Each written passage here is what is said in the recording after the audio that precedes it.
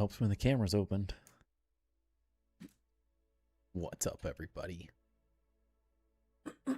How are we doing?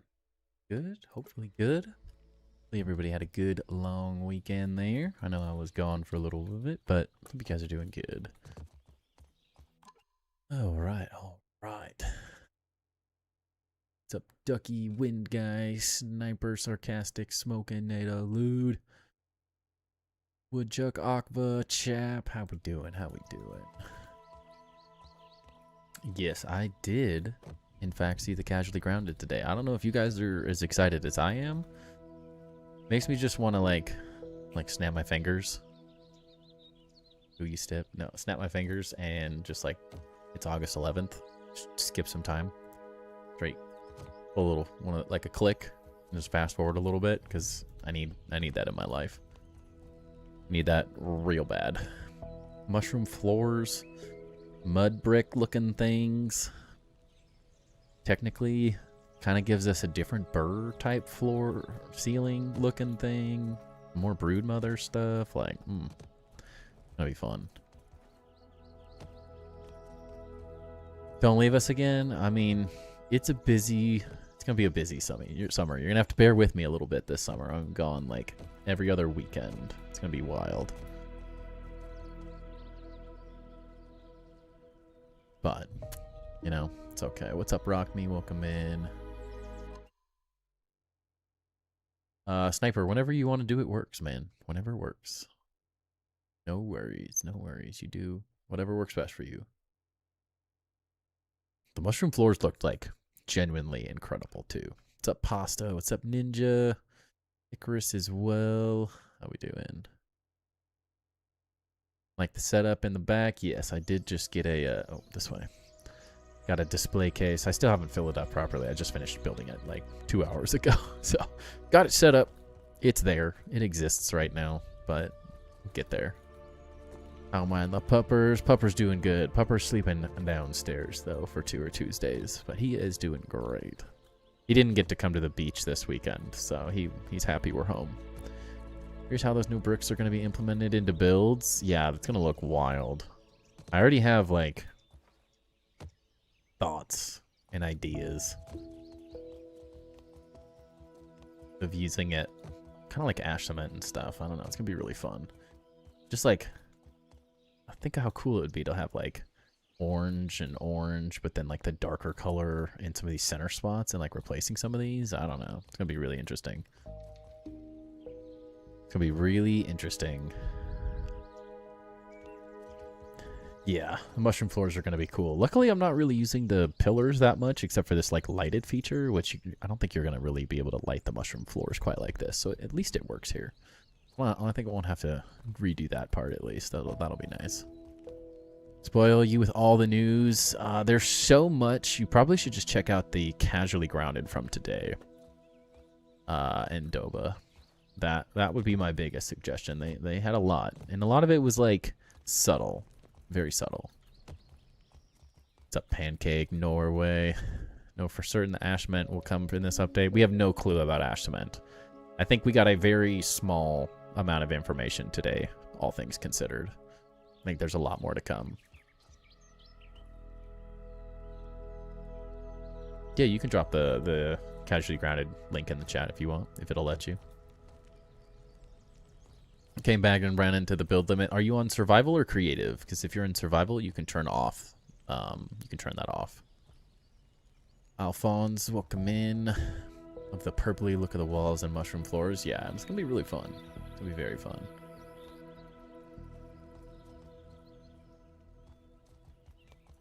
It shouldn't be a... there shouldn't be a cross-platform. You should just be able to change it to no limit here. Maybe if you're doing cross-platform, it won't. But I assume it should still let you do it. But I guess I don't know. I don't play cross-platform. Yes, Lude, I know. I may have been in chat asking Eric if they were adding custom mode with the handy net. Link to today's Casually Grounded 2 stream is above in chat. Yes, yeah, go check it out. They didn't really talk about everything, but if you just watch, you will see some stuff that you will like. My weekend was good. My weekend was good. It was a freaking long weekend, though. 5-hour drive to go to the beach is exhausting with a 3-year-old. And now he's sick. So that's even better. Love it.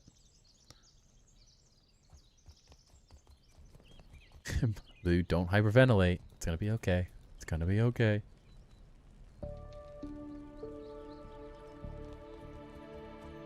Yeah, mud brick ninja. At least that's what that's what Jade assumes, and it makes sense. Some type of mud brick. Good night, everybody. I'm probably gonna have volume on low and just lurking. Most likely, I'll catch the stream later. Sounds good, Rock Me. Don't let your son give you the sickness, dude. I hope not. I'm not ready for that. I need to go get some vitamin C and stuff. 3-year-olds can't go to the beach. 3-year-olds can't go to a farm. We stopped in at my my mother-in-law's house on Friday or Thursday. And Friday morning, he went to a farm thing that had like bounce houses and animals and all sorts of stuff. And there were kids everywhere. So don't take your kids to where kids are, is the bigger rule of thumb. This was so many settings trying to see if it was something to do with the limit in range, but couldn't finish off some of the new ceiling lanterns I made and couldn't finish off. It's about to nuke the start base because he said I could build it in on out. Yeah, but then I have to rethink the sky bridge. Rough. Yeah, the mushroom floors are good. Keep kids wrapped in a bubble. That whole was it the Adam Sandler movie or whatever where he's in a bubble? That's looking real appealing right now. Like real appealing. Lock him in a basement. Yeah. Whatever it takes. Whatever it takes. Literally whatever it takes. Because it's not. I'm over it. Every time we go anywhere, he gets sick. Literally anytime. It's the worst. I'm over it. Where they show the new stuff on today's, yeah, 4:30. 43:12. Now that limits are off, I can enjoy it a bit more. Just makes it, if someone with an Xbox tried it, might cause the Xbox to burst into flame. Yeah. But the new update, where they fixed a lot of things, I think it shouldn't be a problem anymore.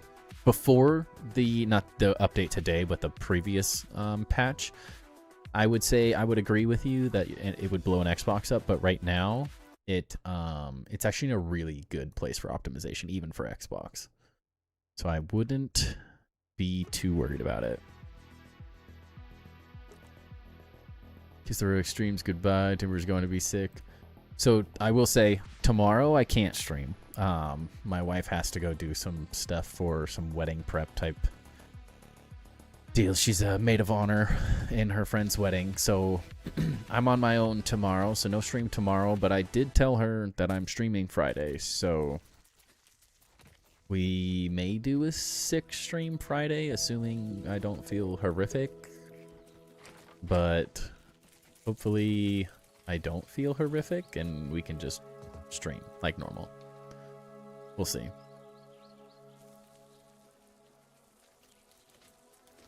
Seen the new mushroom floor? Yeah, it's really nice. Yeah, the broodmother chandeliers are really nice. I love those things.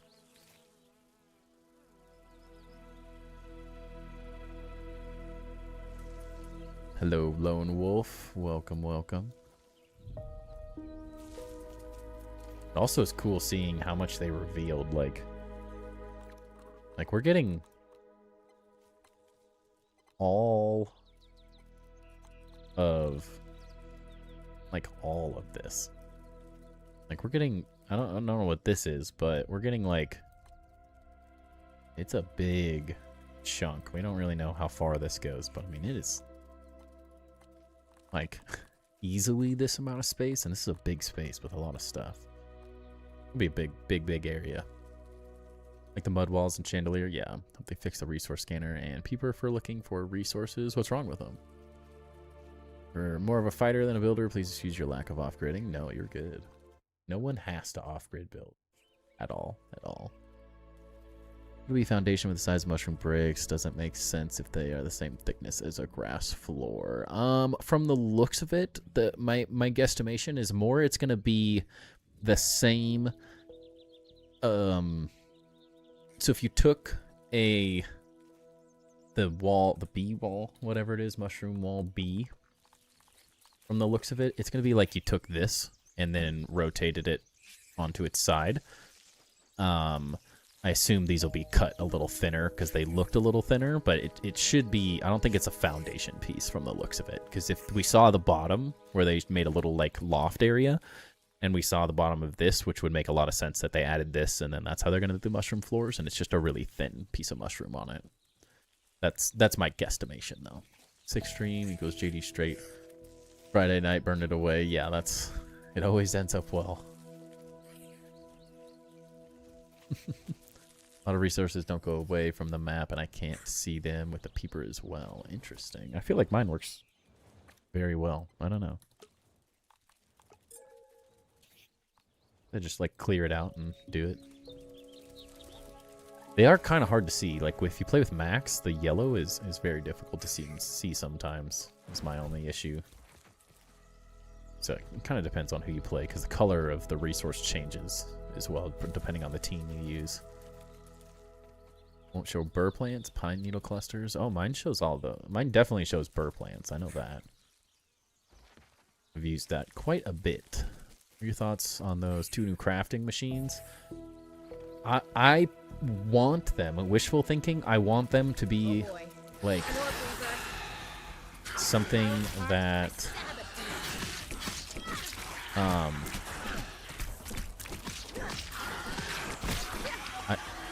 I want them to be something that grinds up sand or like something like that, like a sand. Yeah, that's what we were talking about earlier. Like, I want them to be that, and so you like use a grinder to make fine sand or grind plastic or grind candy to a powder, and then you smelt them into glass with the green shield bug type thing. But Jade made a good point that it's probably something or it could be as well. This doesn't necessarily mean it is one or the other, but it could be something that is like it could also be something that has to do with like grinding up mud of some kind, and then that's the new mud brick smelter.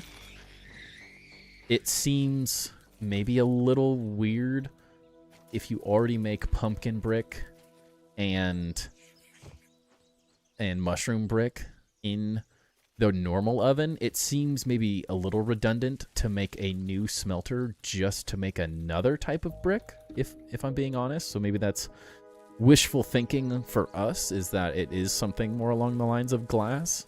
So you needed like a specialty grinder, a higher tier grinder to make, and a higher tier smelter to make the glass, but I don't know.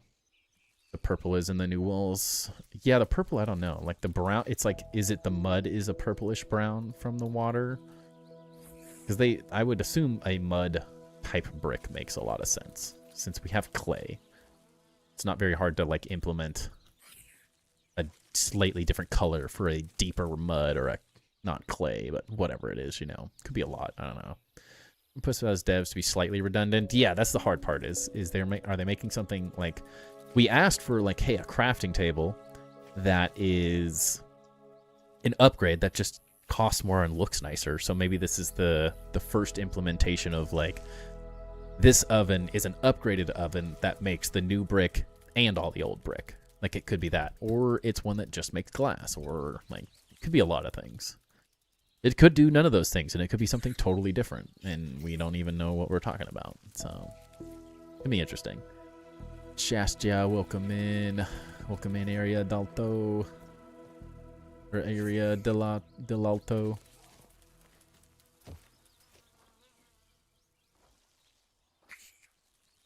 But I'm excited, either way. Whatever it is, I'm ready. Whatever it is, I am ready. Because I need some new...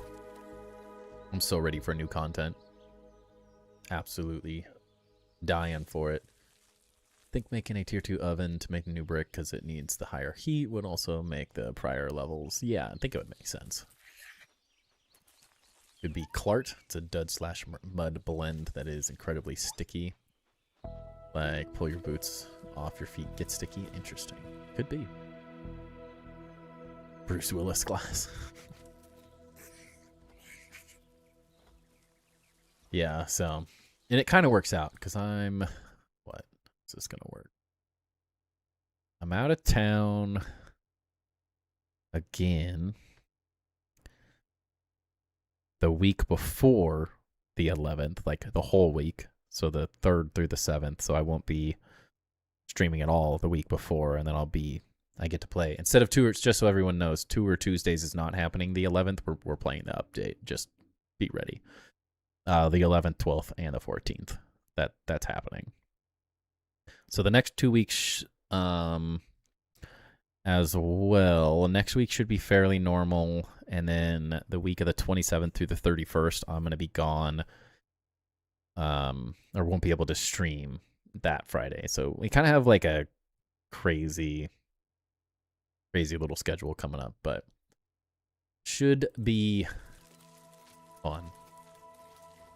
I suggest a millipede as a boss. Can you give it an upvote in the grounded Discord? I will give it an upvote if you do a centipede, because I want a centipede boss. Shame.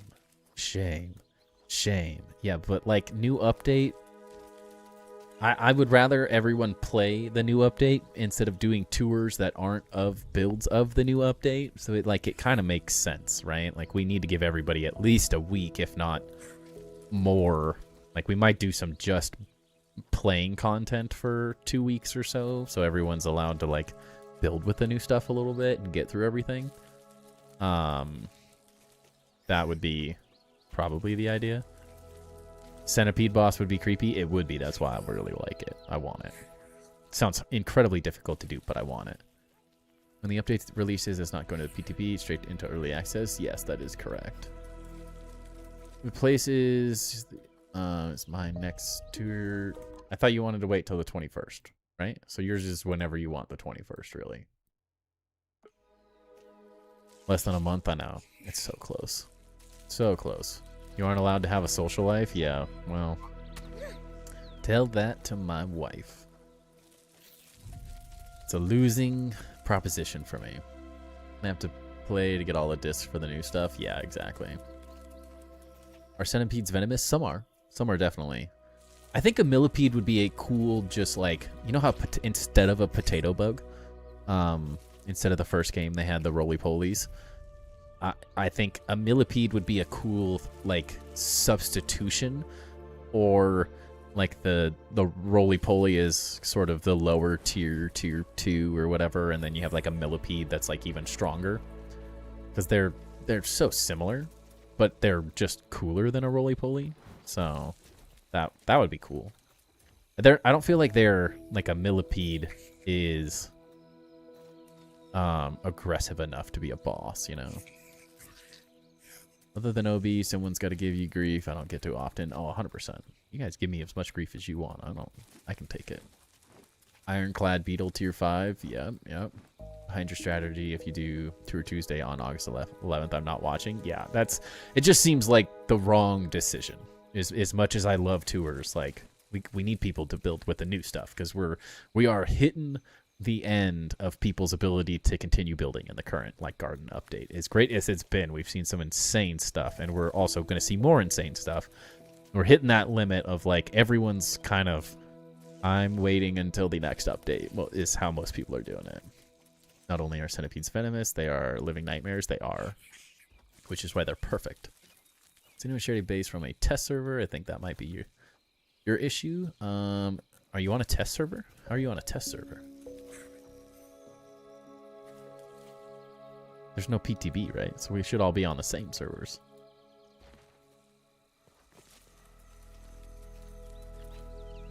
I will say, you've been on the list for a little while there, area Delalto. You are on the list and ready to do it whenever you can get it shared. Okay, fully squeezed lemon. Need that update. Yeah, exactly. I'm there too. We're pushing my limits of creativity before we get more Be a daddy long leg spider. That would be kind of a fun, like, roaming one. Don't know why I have to share with Xbox friends only. That's how everyone is, right? You have to have like an Xbox account. Even like I play on Steam, and you have to have an Xbox account to share. 8 millipedes, but roly-polies were fun to play with as a kid. Yeah. Burned out from building because I built my base in 2 weeks. I almost got burned out from grinding resources. Yeah, you got to take it. You got to build slow too. You know, especially in early access. Too much of a good thing can be a problem sometimes. Dip back into grounded 1. Nice. They'd make great cannonballs for base defense. That would be horrifying. They're huge. They would make good boulders to roll down a... I mean, they're like as big as the orb weavers. They're crazy. Wild. Okay. So, first up... You can still get more juice out of that lemon. We all can, but something new's good. First up, we have Savak here. So another base. This one is located where? There we go. I was like, where am I? Over here. Interesting. Okay. You saw some of this. We got floating structures galore.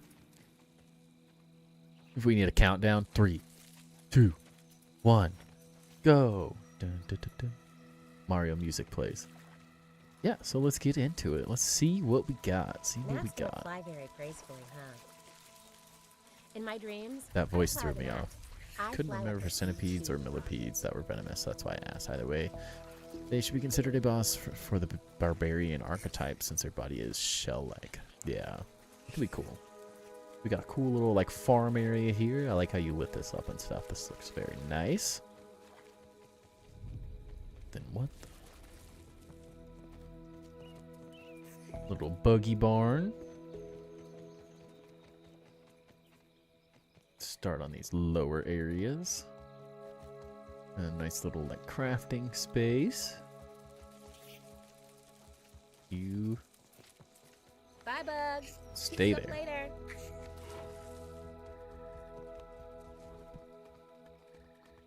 And we climb. I'm trying. The perfect time for the... This guy stinks. Oh jeez. This guy stinks. Interesting. Must have your crafting stuff up there, I would guess.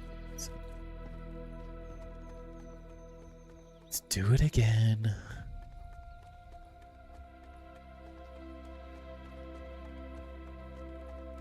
Can you get up this, or am I gonna die? Okay, kind of. Nope. Nope. There we go. It's like the only downside of hatches is they're kind of hard to get off of at the top. Water, bringer of life. Ooh, I like that. That's a cool way. I haven't really seen that one before as well. I think if you got like a light on every single one of those things, that would look pretty wild.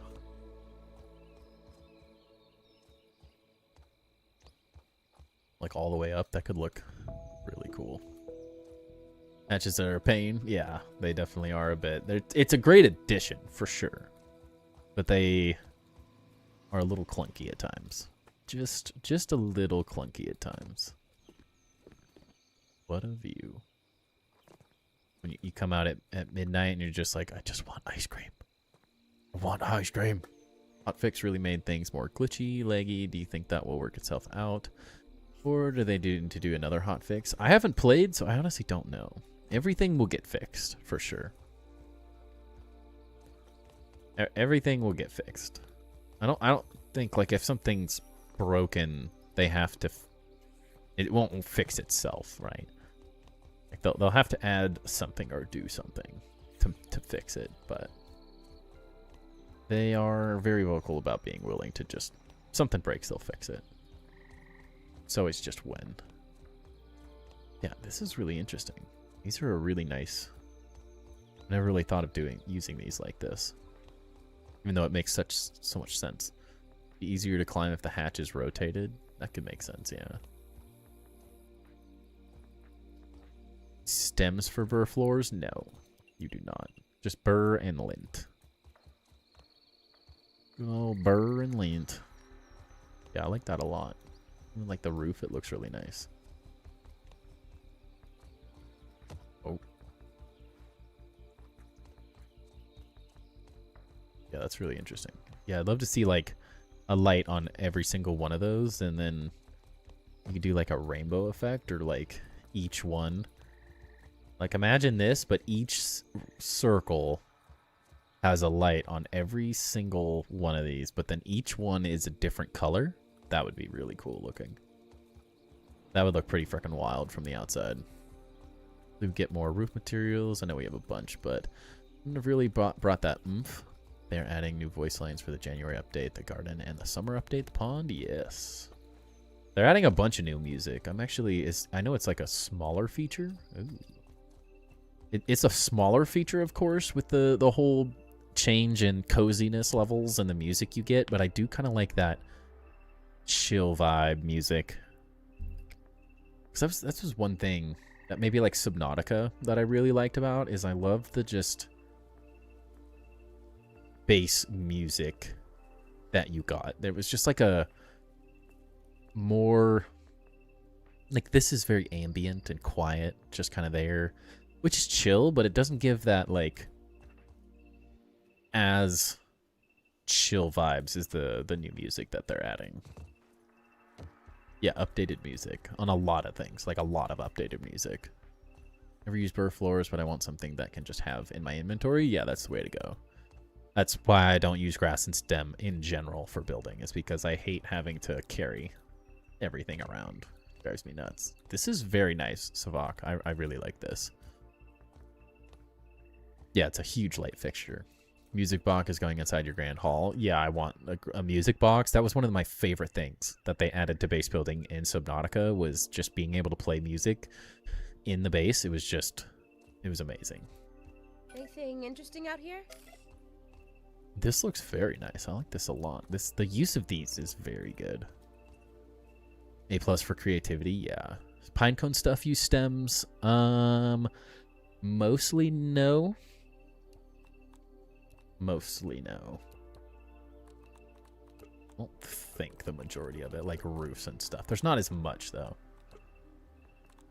It has its own problem with like rust and stuff though. Yeah, this is the only one that I could think, but yeah, the mushroom bee walls do use pine cones or stems, and these use stems as well. I know, I'm excited. Mushroom floors, everything, it's gonna be so good. And I have another reason to start building ballrooms. Yes. The fences, no, fences don't. Those are the same thing, rust, pine cone, pine needles. What's up, Busani? Welcome in. Long time no see.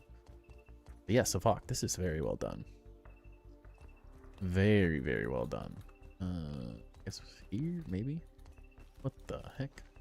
We go to there last. Go down to go up.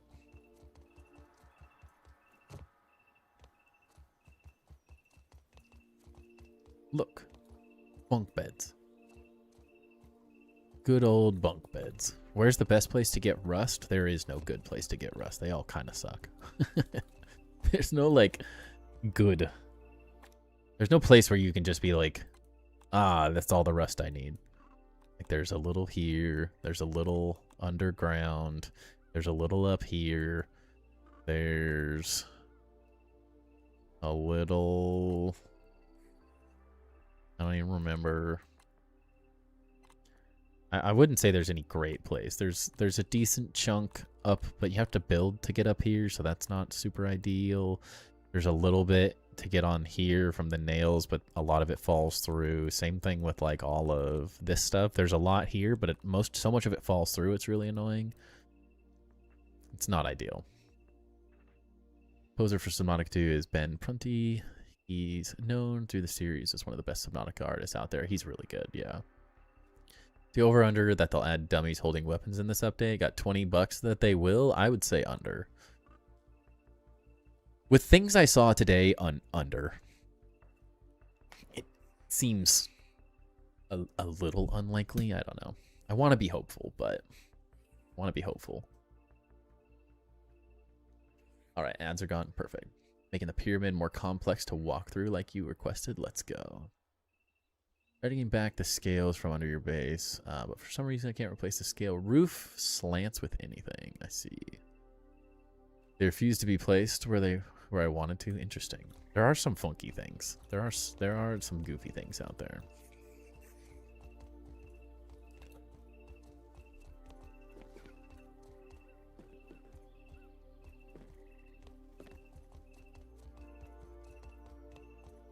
I like that lighting.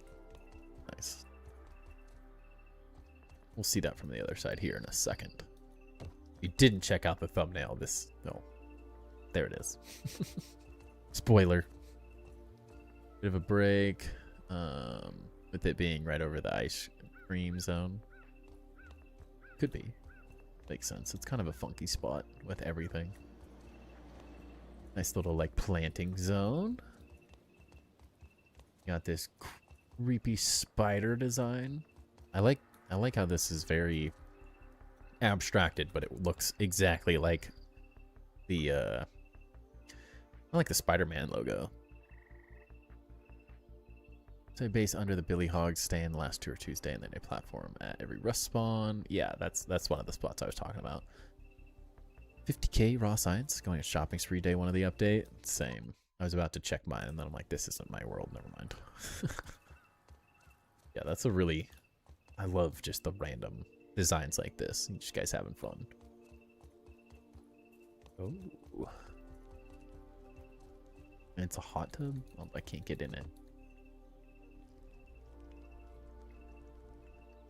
Jeez. Smoking, thank you for the pack. Just so you know, we do pause. Oh, 117's gonna be pissed. 117's gonna be pissed. He got a legendary.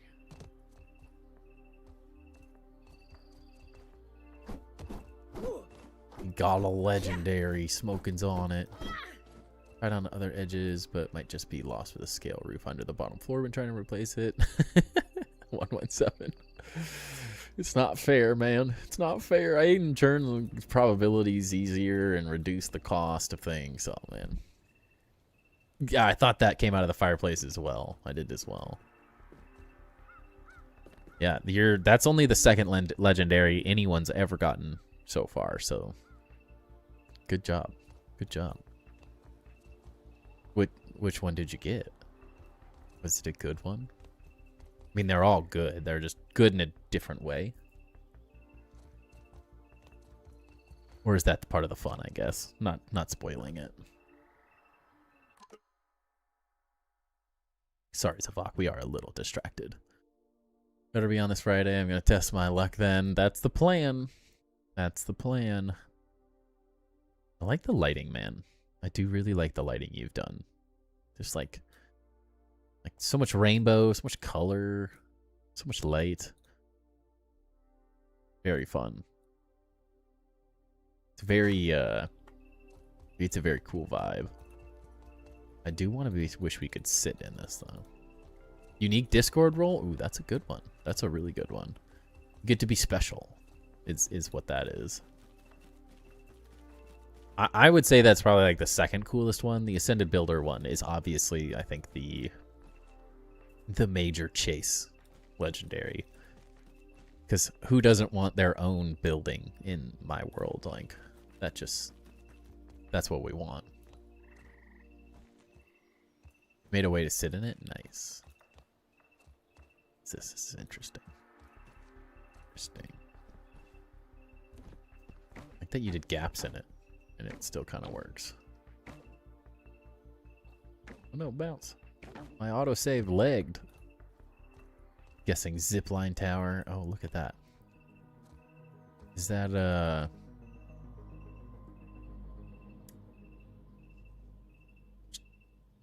It's not Shasta, because that's or Savak. Shastia? No. Yes? Who was making the Batman signals in the base over there? Anything interesting out here? The massive one. What was that? Shikaka. There we go. Shikaka. It's like Shastia, Shikaka, Savak. Got too many. The names are all so close. Batman. Yeah, shout out Shastia.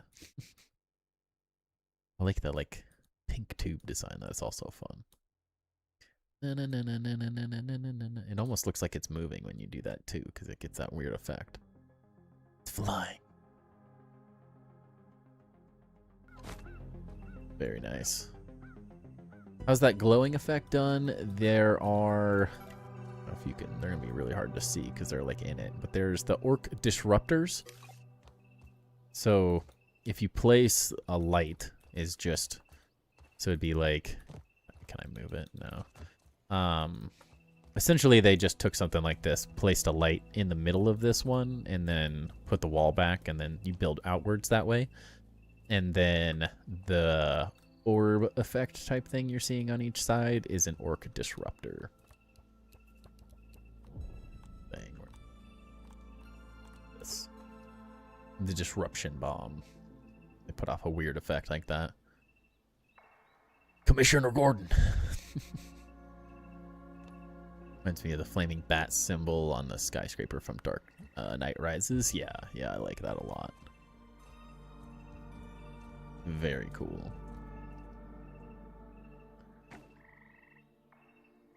Please don't die.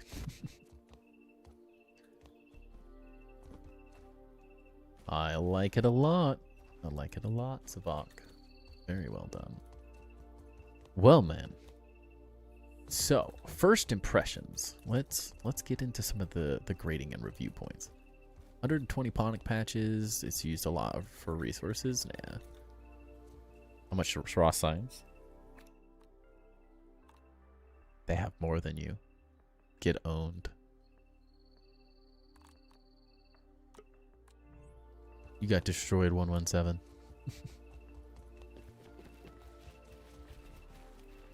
What's up, Alfredo? Surprised you haven't ripped a pack yet. Sit down. Should make a skull and it came out looking like an angry panda instead. I mean, that's kind of cool in its own way, though. It's like the happy accidents, you know? It's kind of, I kind of like it. I like the happy accidents. It is a competition, 117. Everything's a competition. So, first impressions. How's their gold card? All right, we're giving everyone full reviews. We got an A plus on the raw science. Oh, holy crap! What? How do you have so many gold cards? What are you? What is this? This is all, like also an A plus. I don't know anyone that has this many. This is like triple what I have. What the heck? If you're not first, you're last. Yeah, so busy. Holy gold cards, Babthumb. Yeah, that's a lot plus. That's crazy. Especially because most of these orcs you can't even like fight hardly ever. I have this one. So I have this. Yeah, Akva, I know you have a bunch too. It's wild. You guys are nuts. Oh yeah, you do it. Max power trapper peeper. I don't know. Can you get the max power? I think you can get right up to it. Yeah, the 11/11 out of Ogre would drive me insane. But yeah, first impressions. Is there anything in here? Did you build in here? Just make sure we didn't miss anything. Okay. Good. I would have been like, oh my gosh. You can get full power now? Okay. I wouldn't know because I'm not even close. I don't even have level 2. So, first impressions. Honestly, really, really well done. Really, really well done, Savak. I think it's very fun and playful, which I think has its... We have, like, super realistic bases. We have very fantasy-themed bases. We have more humble, normal bases. We've seen Avenger Towers now. Like, we've seen a lot of just different things as of late. And I enjoy the just like having fun and just building. It's similar to one we saw last week where it's just kind of like exploring interesting ideas without just like cohering to normal base concepts. Very similar, like 117, I think, in terms of like, does it structurally need to make any sense whatsoever? Like, I know that's something I talk about sometimes, but it doesn't mean a base is better because it's like actually supported to the ground and is more realistic. So I like that you've just kind of like committed to having fun and making aesthetically interesting areas with everything. And it's like very open, which is also very cool. And it like works too. It also just works as a base. So I think you've done very well. I'll probably give you like 8.5 on first impressions, especially at night, even maybe a 9. I think at night it really, really shines. Like that's where the lighting of the space is very well done. The layout and interior side of things, some of it, I think your exterior stuff is really interesting. It's kind of interior and exterior all in one, since it's not necessarily like an incredibly enclosed base. So it's kind of hard to talk about these things in my normal sense because it's a more unique design overall. But overall, it functions on the inside. The layout of the area works. Like having this massive storage area makes a lot of sense, and then just having a cool little crafting space on top. So like layout-wise, it works. I'm assuming you like measured this out. This looks probably about as tall as mine, so I would assume these all like reach the upper building area. So my first sense is that the layout works really well. The interiors, maybe the first thing. I think overall it works. It's nice that you have kind of like, it's fun that you've switched things up and done some different designs and kind of reach these different areas and they work. But you leave yourself with some fairly large open spaces, which is not inherently a bad thing by any means. So don't take that wrong. But there's a lot of open space. There's a lot of unutilized space because things are so big. So that would be one thing I would suggest. Right from the start is that the lighting makes it really interesting and adds a larger effect to it. But there is just a lot of empty space in some of these open areas. Lots of long hallways and long staircases. So finding ways to like, how do you fill this space? What do you do with some of this space? Maybe those are things like, obviously, yeah, you're like starting to mess with bugs and museums and armories and stuff. So obviously still in process. But how do you fill in some of these things? This might be some places like I see this and it would be kind of cool to maybe utilize just slightly more detail in some of these longer areas. I immediately think of 117 space, where he had, what is it? Like these things off the side.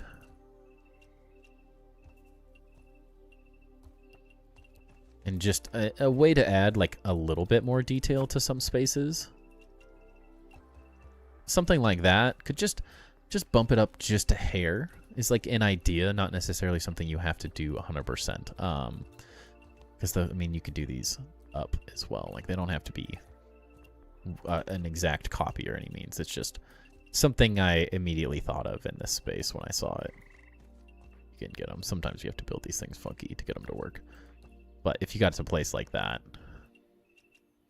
could also be interesting to like build little up ramp type things or even like make them a little bit bigger. That could be an interesting thing to do, but just like bump up the details in some of these long corridor type spaces. Empty space isn't bad for stuff to come down the road. Yeah, exactly. And I don't know what, like this is the downside of reviewing bases on my end is I don't know what the future plans are. I don't get like hey, here's everything I'm trying to think of and how I'm going to upgrade the base. And sometimes I get little tidbits like that, but it's not like all that often. So I don't know what the plan is for a space like this. I can see the potential being really interesting, but I think, is it a bug museum space? It would work well for that. How do you like upgrade again some of these spaces? So could you raise this up on a, like a little platform potentially to make these a little bit more grandiose type thinking? And even because like the lighting and the flooring would look great. You could even add the crazy curved concave burr floors and stuff. And it looks like, I would assume, like boss. And then we get another boss. So you put a boss thing here and a boss thing here. But how do you elevate that? Similar to how this is elevated, I would think, is what my mind thinks of. Like, this is a cool way to elevate this design piece, this boss item. And so that would be a way to start thinking through some of these side spaces. Maybe this gets lifted up one, this gets lifted up, not one, but a half type piece in some way. So you start doing like this, because I think, I'm assuming we're probably getting the rest of these pieces as well. But just to add a little bit, this whole floor could like come up one sort of vibe. Doing something like that, and then it just adds that like little bit of extra detail, because I think that's the one thing they're currently missing. I think the rest of it works. It's interesting. It works. These things are really fun little silly structural pieces to make things, not just a floating box in the air. So I think a lot of it works, but knowing the plan and stuff also would help a lot for these comments as well. Just lurking, caught the lighting out of the corner of my eye and had to pop in and comment on it. Very nice. Who's builded this? This is Savak. 2 thumbs up for this one. I love this style. Feels retro futuristic like Horizon Forbidden West style. Yeah. Railings around the boss mounts. Yeah, railings could be a good thing to add details to this. Like, any amount of detail to some of these spaces would be, I think, it would go a long way. And things like this, like, not that you have to do things like this by any means, but it's just a cool way to sort of like connect some of these things potentially. Because they just look so good. But something like this could just take that detail level just up to like one more. Ugh, I hate that it won't place these like this. It's so annoying. But thinking through stuff like that kind of help fill some of these voids where these things are kind of floating. Not that these are inherently not working, but I do tend to like to see like maybe a corner come down similar to this. It does look cool in like fantasy style with it like floating and not really being connected, but I also could see some cool corner details or some center details creating like some more window effect. And that would also give you more opportunity to do more of the cool lighting that you're doing. Because the more lighting you can do, the better at the end of the day. Like, that's what's really, really making this very cool. Better fix that handrail. Yeah, they need to. Hopefully Eric's on it. Because if it doesn't, that's so dumb. So dumb. But I mean, you could even like delete some of these. Like, you could do every other one and like cool windows, or there's a million different ways you could do stuff like this. But that would help bump up the details. Similar, we've seen a lot of cool railing details and stuff. That the railings are great ways to do like things like that, as I was just saying, to connect corners and stuff that still keep that like airy kind of vibe without things being too connected, but it also just helps like connect some of these pieces, which I think can help aesthetically every once in a while. It hasn't worked for me. Yeah. I don't like it. I've had the same issue. You could build a whole grid, but that sucks. And I like the different test of materials and stuff as well. Sorry, I'm still like layout and interior. Little things like that. Because you could even do some fun ones like with these pieces as well. Like every other one. Do something. Who knows? There's a million different things you could do, but connecting some of these in little areas could help just kind of fill in the voids a little bit here and there. Really like the lighting. Yeah, I do as well. You're in Atlantic City tonight. What's up, Peanut? How you doing? Don't go too crazy. But yeah, the layout and stuff, I mean, it's not necessarily a stereotypical base, so it's maybe a little bit more difficult to talk about the layout. You're kind of building stairways to heaven, which is its own fun kind of idea. And then you create like the hubs with different things, and like does one thing, that does one thing, that does one thing, this does one thing. So I think that works well for the layout. It doesn't have to be anything super realistic for it to work or anything like that. So I do think it works well. But it's drinkable. The materials and exterior sort of goes into the same conversation. I think overall you're doing a great job. There's a very fun exploration with lighting, exploration with different materials and how to connect different things.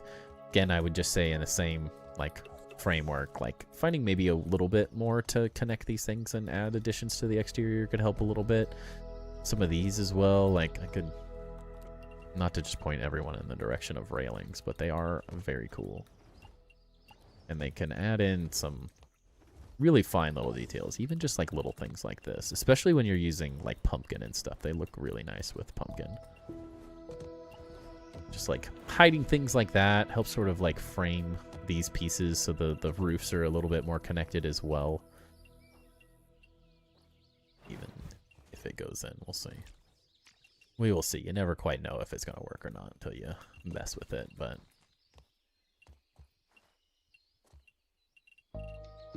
Oh, there it is. So like some of those, that could help a little bit, help kind of create that feeling of things being connected. It's just a small detail, of course, but it's like just enough to make some of these roof structures just feel a little bit more realistic. Not that that's the only goal by any means. It isn't the only way things have to work, but I do think visually connecting things can help just sort of ground certain pieces a little bit better, which I think would be nice, and I think it thematically would tie in good with spaces like this. I mean, even imagine, like, I wish you could place these on, like, a 45 like this. That would look cool. It would be so cool.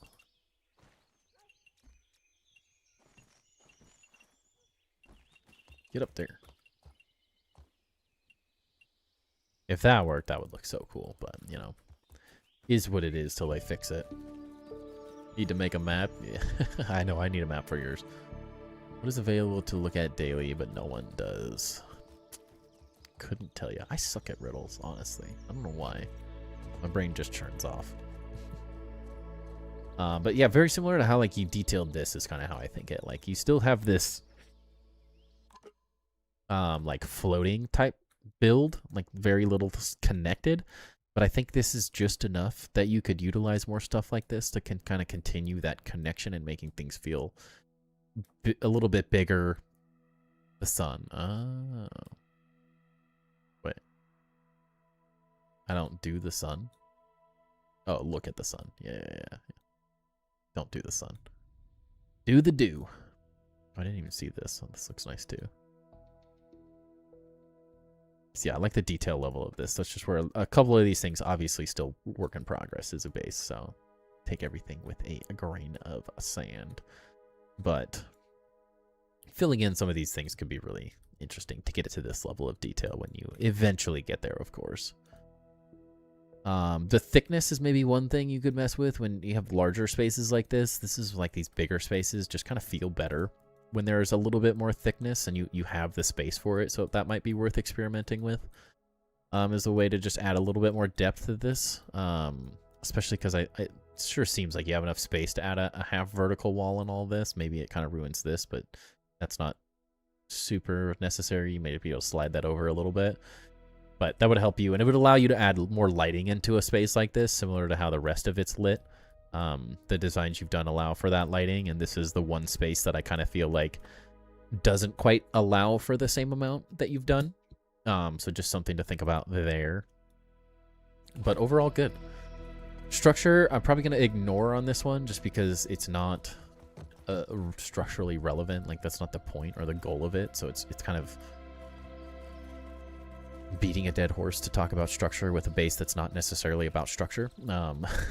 There's moments of it. There's little things like this that you could, of course, start looking at. Maybe that's the future goal for some of these spaces, but it's not necessarily something that's the main focus, so it feels like a waste of time to tell you outside of maybe connecting a couple things, couple corners, and sort of creating little moments like these that still leave an airy effect. That airy vibe. Open concept sort of thing. With the... like, there's like almost structure and stuff, but don't be afraid of the sun. Dude, I got so sunburned this weekend at the Oregon coast. Like, ugh. I didn't wear sunscreen on my legs for 45 minutes just sitting out on the back deck, and I got some red thighs. Bad. Functionality, not a whole lot to say negatively against it. It works. You have your sort of storage depot design, which works well. You kind of had a fun way of making it work in a small area. So obviously no major problems there. The storage depot is maybe the one place, as I was saying, that it's lacking in a little bit of the detail comparatively to the other spaces.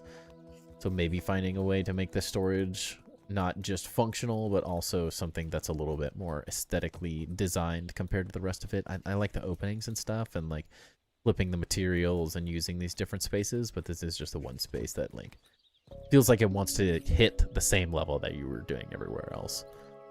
Good night, Lone Wolf. Have a great rest of your evening. It was 101 degrees here today in Wisconsin. Ugh, it was like 9. Well, it's horrible. So where I live, it was like 90 all weekend. At the Oregon coast, it was 60. 60 and overcast, man. Leave it to Oregon. The beach is the crappy spot. Crafting area is pretty dope. Yeah, it does look nice, though. Went to Australia a few years back. Little 2 minutes on the Gold Coast had me looking like Mr. Krabs. Can you feel it now, Mr. Krabs? Can you feel it now, Mr. Krabs?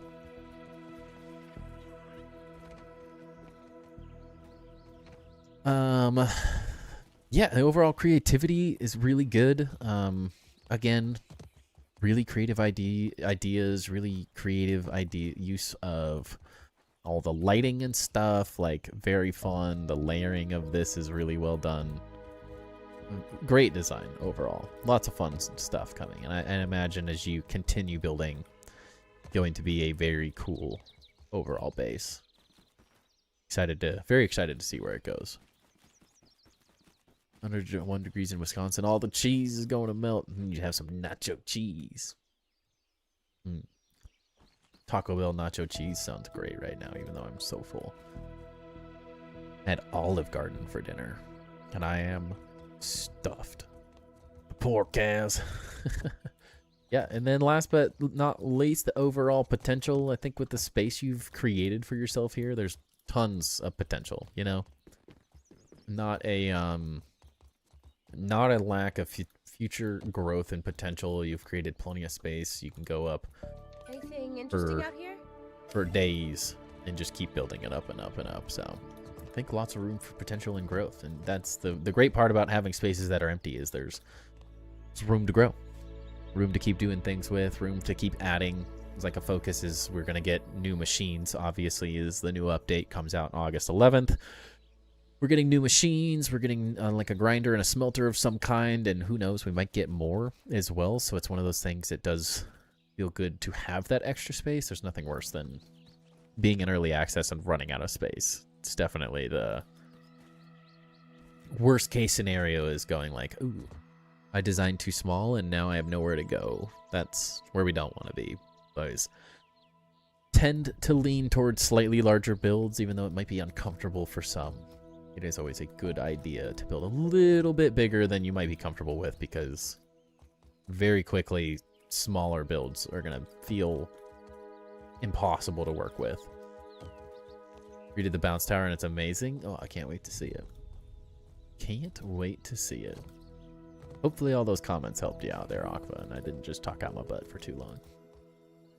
Yes, Savak, thanks for letting us check this one out. Lots of potential. Very cool designs. I'm excited to see where it continues to go, because there's a lot going on, a lot of cool ideas.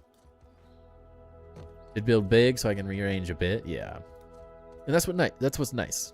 It's easier to make adjustments on the fly when you build a little bit bigger. But yeah, and hopefully that helps, Savak. No, it doesn't seem like you need a massive amount of help by any means. I wouldn't say looking at this it's like you don't know what you're doing or where you're going. There's lots of potential and good ideas coming, so I think you will do just fine. But keep on.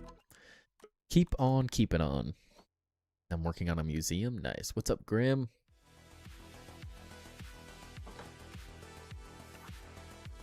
Alfredo, you're slacking on your job. There he is. 1 through 13, and I may have added a special prize in one of them. Or not a prize, but a special, not a pack, but a box.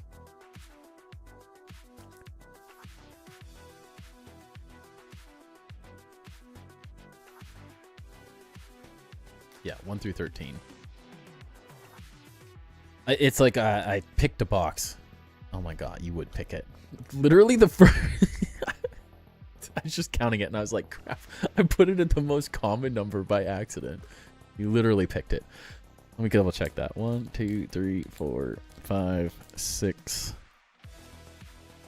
7. You did it. You picked the box.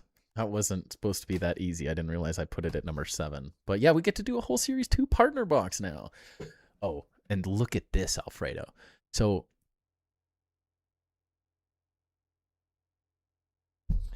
for those who don't know, Series partner boxes, they have some cool promos of starters in them. Chaos Rising and Perfect Order packs. I opened one of these last night. I got back from the beach and I was like, I didn't open anything since last Tuesday. I need to open something. Like, I was itching, and I got these 2 boxes from Amazon, and both of them came like crushed. So I was like, I'll open one of those. I opened the pack, and it was like, all I care about is the promos, because the packs inside, I've opened a bunch of both. So I wasn't expecting anything, but look what we hit.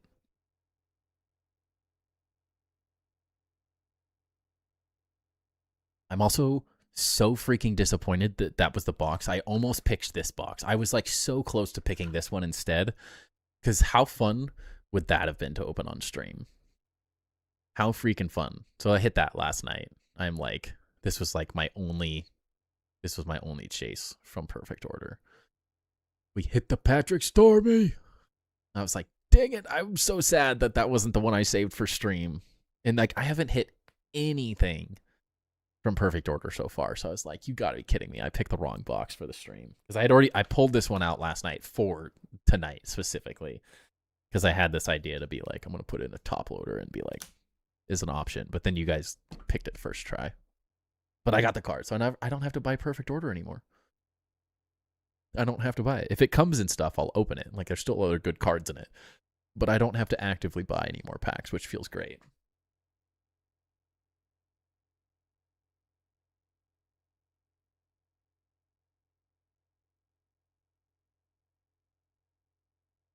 I also got this in the mail while I was gone, too. My Chaos Rising Master Set binder. Very excited about this. My first Master Set that I'm working on for like an entire set. Really enjoyed collecting specific Pokemon, so I thought, why not do a set when I already pulled the Greninja in the first box I opened? Hey, we did. We got the Patrick Starmie. I don't really like Mega Starmie, but the art on that Starmie card is, the Godzilla effect is phenomenal. It makes up for the goofy design of Mega Starmie just being stretched. So I'll take it. But yeah, so we might toss more of these in. I will not be putting them in number 7 again by accident. I just randomly stuck it in this. Like, literally, I was just like, okay, I'll just put it in there, and of course it was number 7. It was meant to be harder to find, so maybe it'll be at the end or something next time. But that's all good. Yeah, it's like a Godzilla Starmie. I was like, it was a great design. Whoever decided on that is a genius. Wish Starmie was in Scarlet. He was such a rage inducer. Yeah. It is good. Like, it is a good one. It's Nintendo thinking with Mega Starmie. I don't know. It was a lazy attempt. Now, but that art was amazing. I think Mega Starmie is one of the most disappointing Megas there is. There's some goofy ones, but Love it. Glad you still do these. I do as well. I'm having a lot of fun with it.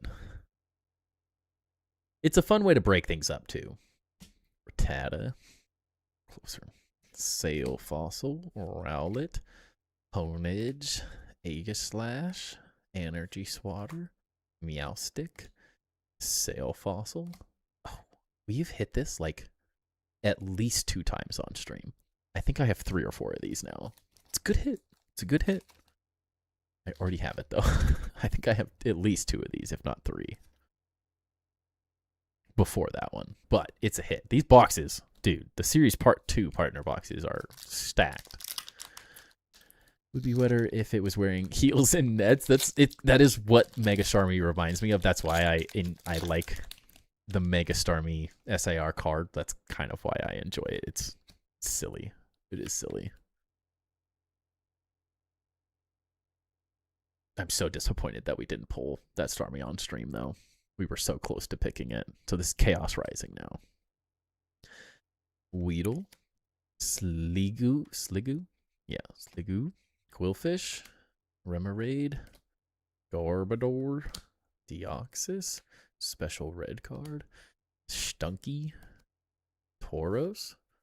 Hey, a Beedrill EX. We're hitting. I don't know if I have this EX. I am master setting Chaos Rising, so any hit is a hit with me because I still need to. I got a lot of cards I need. So it's a hit. He's a wiener. And then the last pack. So I have both of the Series 2. I have 2 of the 3 sets. I still need the Cyndaquil, Chikorita, and Totodile. Still need those. So let's hope that that's in these and I don't have to worry about it anymore. Because that would mean I could keep the rest of the boxes and trade them for something else. Because I have another like 4 or 5 of them. Not 4. I have another 3. 3. I would love to just get Cyndaquil and be done with it. Ooh, the Grookey. Score Bunny. In Sobble. Those are good. They're not bad. I just already have them. Oh darn. I have to open another one at some point. Shoot. These are good boxes for this. I might just keep that thing in stream because I don't really need to save these for anything specific, so I might just toss that back in after stream and we can open another box next time. Someone picks it. Because I'm going to open those boxes until I get the Cyndaquil, because I am collecting all the Cyndaquil cards at some point in my life. We'll take it, though. We'll take it. Hits are hits. Can't be too picky. Okay. Let's see. Who is up next? We got Void. Void on Sneak.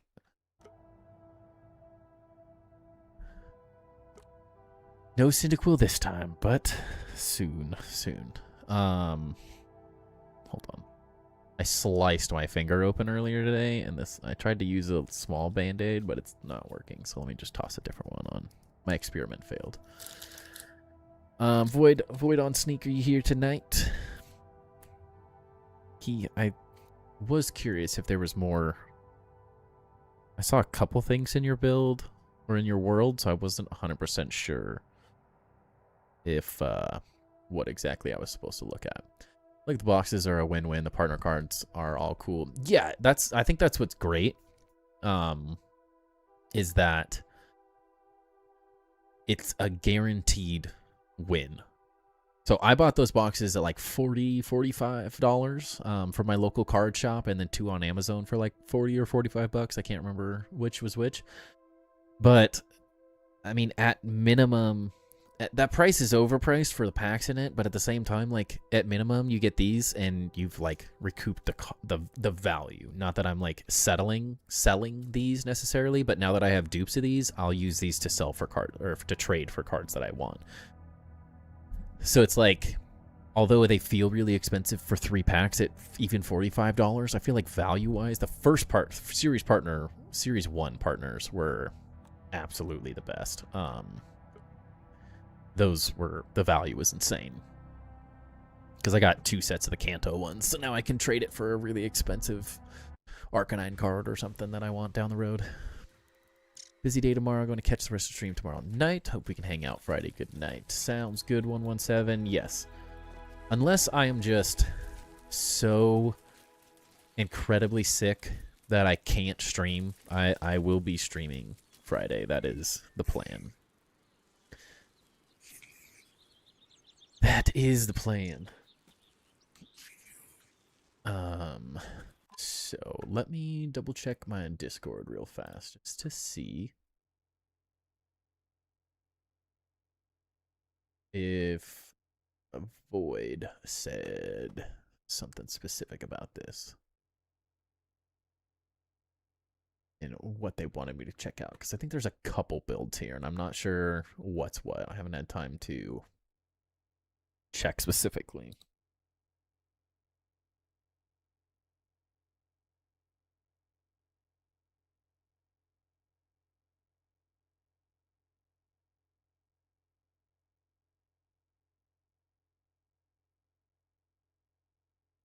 It's under the bench near the fire pit.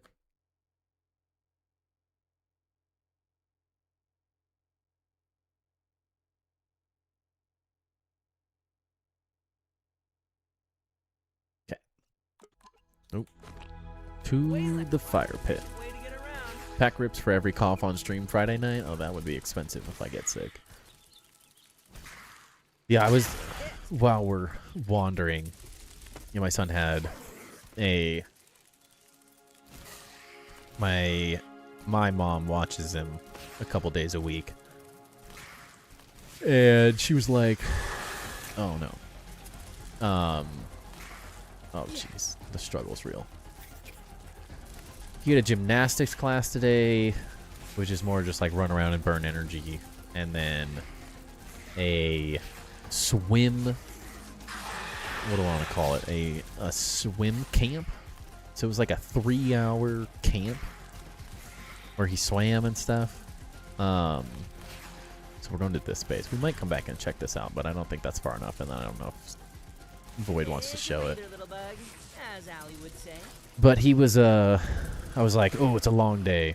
That's a crazy long day. It was like 5 hours of activities. So he was passed out in the car when she showed up, and I was like, awesome. Like, he gets a little nap. He's not going to be exhausted and frustrated. So I'm like, that's a win-win. And so I wake him up in the car, take him out, get him inside, and I kind of like, he's hot and tired and not totally awake. So I was like, why don't you just sit down, watch a relaxing show for a little, like you have not chilled at all today. And I'm like, I'm going to do some dishes and clean the house a little bit because we were gone all weekend and the house is a disaster. And then all of a sudden he like walks up to me and he's like, my throat hurts when I yawn. And I'm like, that sounds not good. I don't like what I just heard. Your throat hurts when you yawn. I'm like, oh no, this is going to be horrible. And then he's like chilling.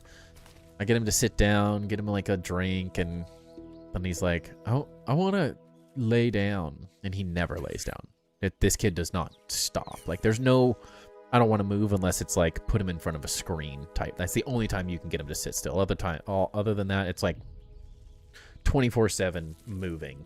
He does not slow down.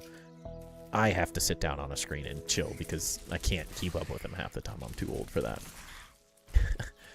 And he's like, I want to go lay down. I was like, all right, well, you want to go lay on the couch? He's like, no, I want to lay in bed. And I was like, oh no. He hates going to bed. Like, I'm screwed. So he cuddled in bed with me for a little and was just laying there. And then I'm like trying to order dinner because we have no food because we haven't gone grocery shopping. And then my wife gets home and she hops into bed and we're trying to like figure out what I'm gonna go pick up. And as soon as I hit like place order, I'm like, all right, I'm gonna go get like put my socks and shoes on, like grab the keys and wallet thing, and he just pukes all over the bed. And I'm like, oh, we're so screwed.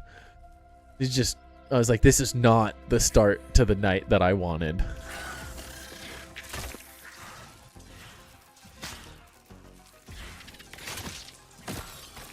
So yeah, so we had to do laundry, and now I'm like, he's just gonna be yakking all night.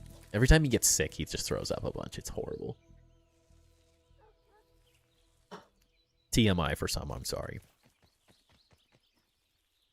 Alright, I want to test this. Do you guys like the white light?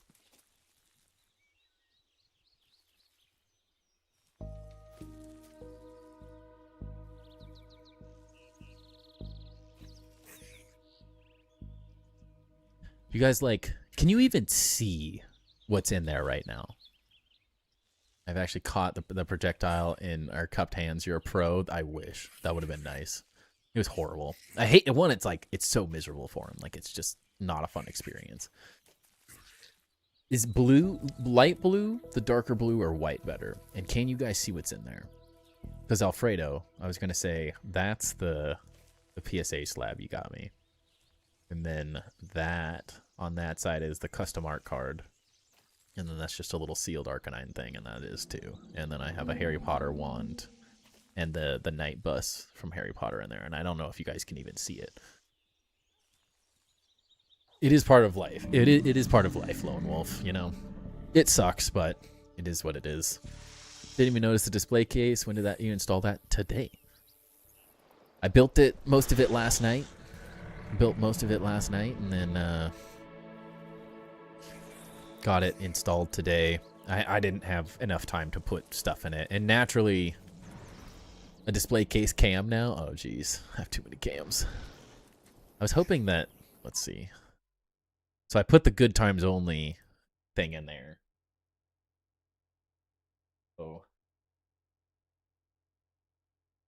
So you can still see it when the dog cam's on. You can still see it there too, like behind me, obviously, because I put it there. But I'm going to have to like angle this thing up a little bit because I currently have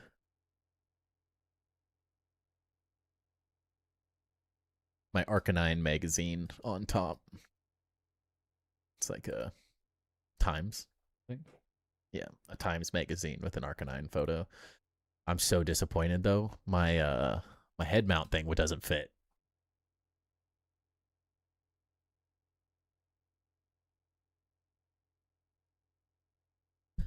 I was so excited. I kind of had a feeling. So this is what I got with when I won the winter build competition. I put a little, as you can see, the writing showed up way too small, so I might have to replace this in eventually. But it says Enshrouded Winter Build Competition, TimberBuilds, Well of the World. So I purchased this with my gift card as a fun little addition. I was like, I can hang it on the wall for stream. And then I was like, oh, I'm going to get this display case. And I'll put it in the display case because my wife is like, if that falls off the wall, like that will kill someone. Like these are so sharp. I actually broke the tip of one of them today. I'm really sad about. I like tapped it on the wall and the very pointy tip shattered. But honestly, they're a little too sharp, so I'm not upset about it.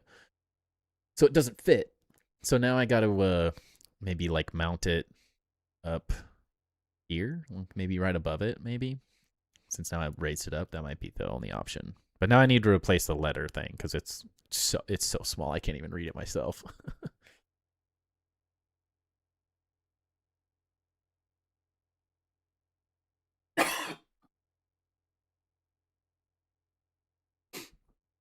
Definitely need a close-up in between tours, a card tour. Yeah, I mean, right now there's like nothing in it. It's empty. I'm trying to figure out, you got to figure out what fits in it. It's a very shallow, very, very shallow case. So that you can't fit like a ton of stuff. But if I get a couple PSA cards, I'm going to put them at the top and then some little sealed of Arcanine collection stuff. I actually pre-ordered, sorry for the distraction from Tour Tuesday. But I pre-ordered the Arcanine Lego set that just released on Pokemon Center. So I'm very excited about that. And that showing up soon. I think it releases like early August. So Hopefully that comes sooner than later.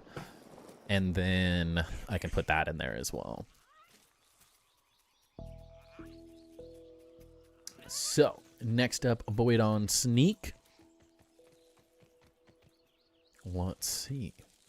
Oh, okay. Got like a little village vibe. Like a dew collector tower, it looks like. Yep, yep. Feel my cells So much water. Little like pergola chill spot with a brazier. Cool little archery spot. Very nice. Ooh, this is a really good idea. That's a really good way to do turret hanging things. Supplies are dwindling. I like that a lot. That's a really smart way to do that. You have to give young ones some independence. Parker, stay.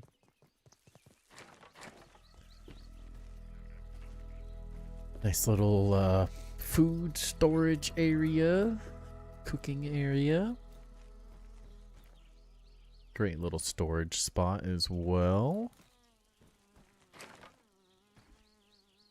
B-17 turret energy. Yeah, that was a good idea. I like that. Nice little chill rooftop as well. I like that you utilize the both floors. That's a great way to do it as well.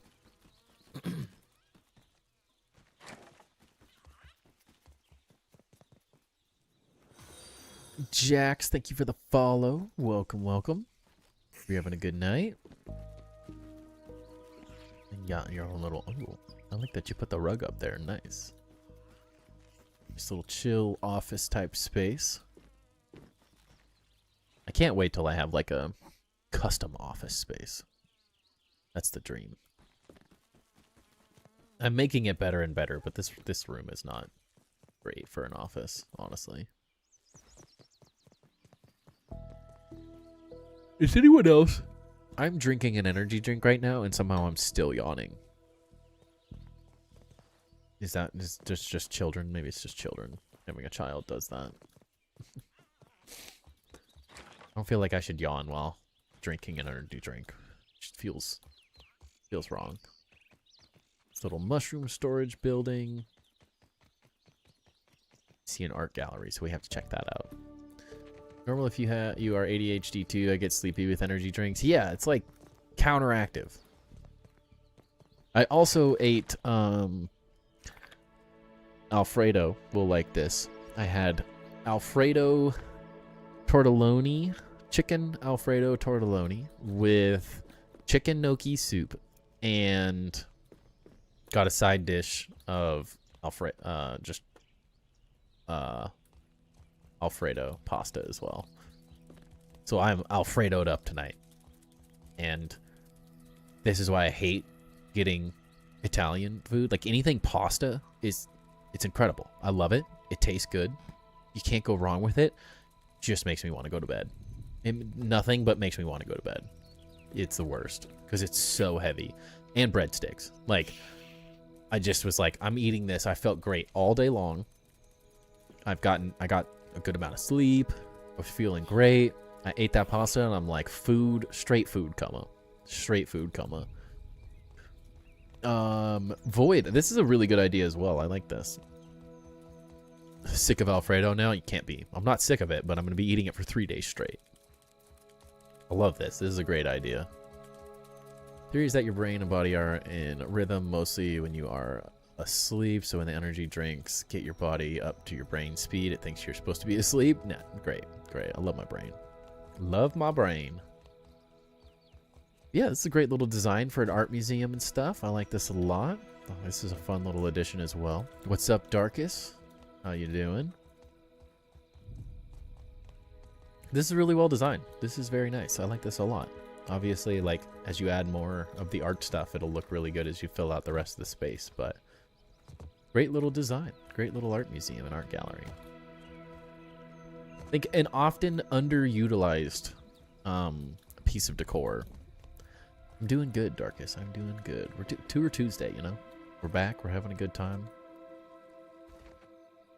Can't complain. Hopefully y'all don't fall asleep with me yawning because this energy drink is making me go to bed. I'm not even tired. I'm just like yawning. That's the worst part. Little ant hut. I like it. I like that you made a building for each one of these. This is nice. I like the thematic barn space for each bug. It's a great idea.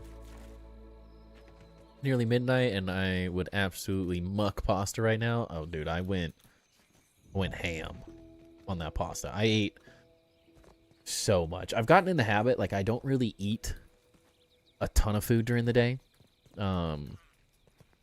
I try not to eat breakfast super early. I'm not like, I fast until 2 o'clock in the afternoon. I just don't really like eating breakfast. I love breakfast food, but I like eating breakfast food for, like, lunch or dinner, typically. And so I just eat lunch later because I just feel like garbage if I eat too early. And I did that today, and I was feeling good until I just went ham. I wasn't even hungry, and I ate so much pasta. I ate so much pasta. I like this a lot as well, Void. Really good job. The fact that that front entrance, we'll point this out when I go back out. That door lines up too perfectly. Like, that's wild. The way you got that front door to line up so well. I love these bases. These are always so cool. It's just like adding this effect of, like, you get all these cool things in a base that you're not supposed to have, which I think is really fun. Like free water, all of it. It's perfect. The little screens and stuff, they just make for really cool effects. I think that ladybug hut has water right outside the hut to refill the cannon. Ooh, we'll have to check that out. I missed that. Like, that looks, it's so perfect. Gotta stop yawning. What am I doing? I'm gonna stay up until 12 o'clock anyway. It's like, I'm not even tired. Oh yeah, it does. It does. That's a genius, yeah. Yeah, the fact that you can just take your ladybug and fill up the water right here too, that's very, very well done. Very good job. I'll probably eat some more pasta after stream as well, just because I have a problem. Nice little cookery and jerky hut. I like that you kind of have, like, each space kind of separated. By the way, this. You know, I'm not normally a huge fan of STEM, but the way this lights up, this looks so... It's, like, perfect. The lighting transition is absolutely phenomenal. It is perfection. It's dedication as well. That's not very easy to do.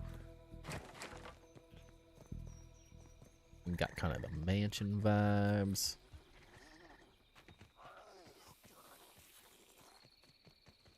Okay, the little, the buffing barrel. Guessing, oh, we got 2 of them.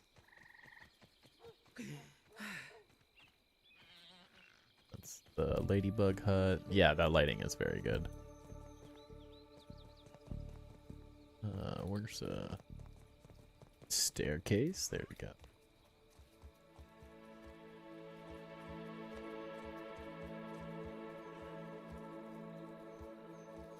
Dang, autosave's making me lag.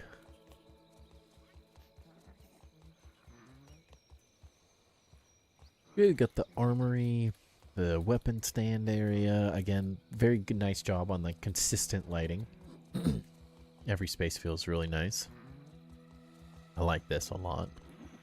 The efficiency of using these things on curves just always looks really nice. Creates a really nice little effect. I love that this, like, the chests look like a tree or something with this roof on top too. That's great. Very nice. Hot tub space.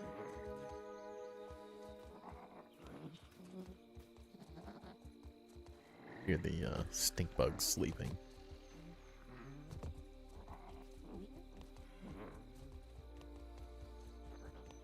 This way. Some good stuff here. Yeah, definitely.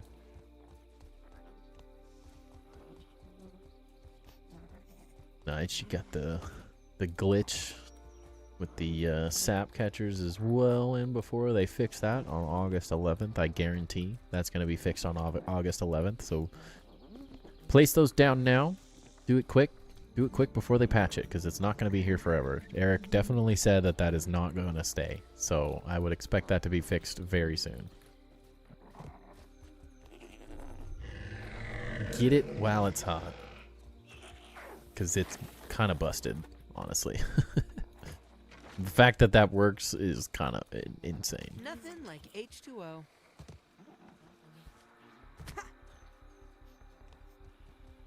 Yeah, the lighting transition is so smooth. Like, it's so simple, too. Alright, then the spider hut. I feel like a gnat. It's like, the light.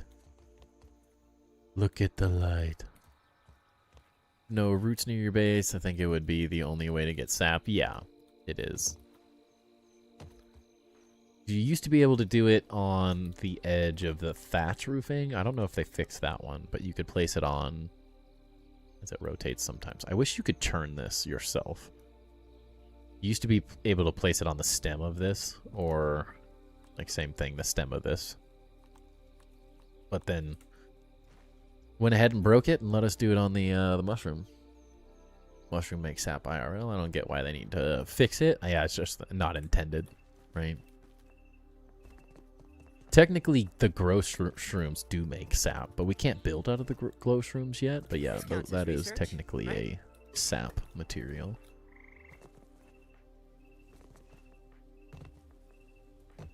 Nice little bridge over the water, like that, with like a dock situation. Nice use of that. Love that. I don't know if loot's here. Then again, you can make another base just for sap. You could. You could. It's just so nice to be able to place sap where you want it.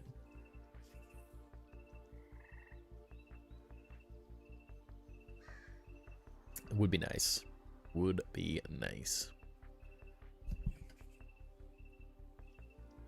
So, you know, Void said, not the biggest base, something there. It's still a work in progress, but a village idea.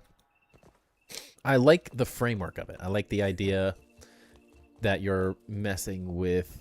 I mean, this is the simplest form of off-grid building, building structures separately.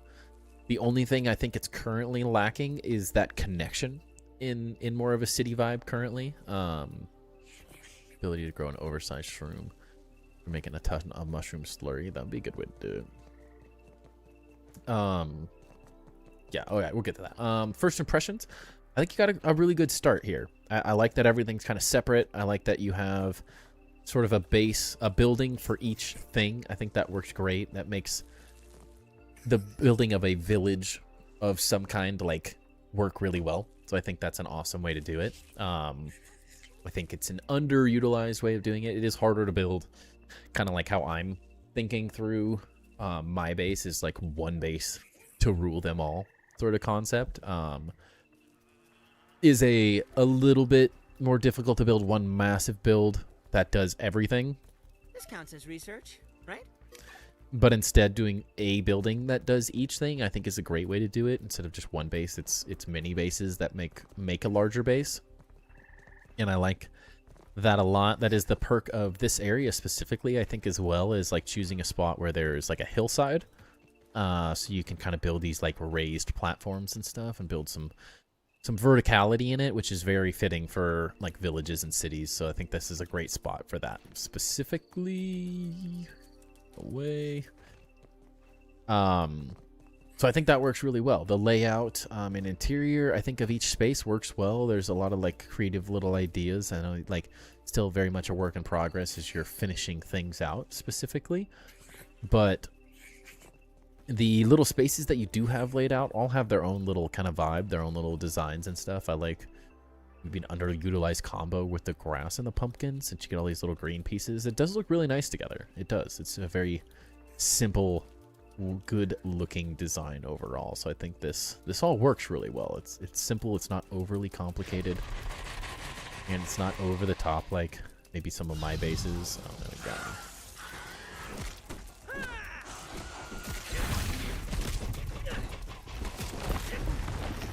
Oh, I almost had him.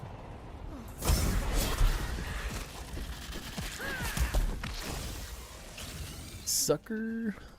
That's how mine is to rule the lands. Yes, one base to rule them all. There's always a rude neighbor, man. Every time. But yeah, so like layouts, like the interior, they all work well. I like that you've utilized this hillside.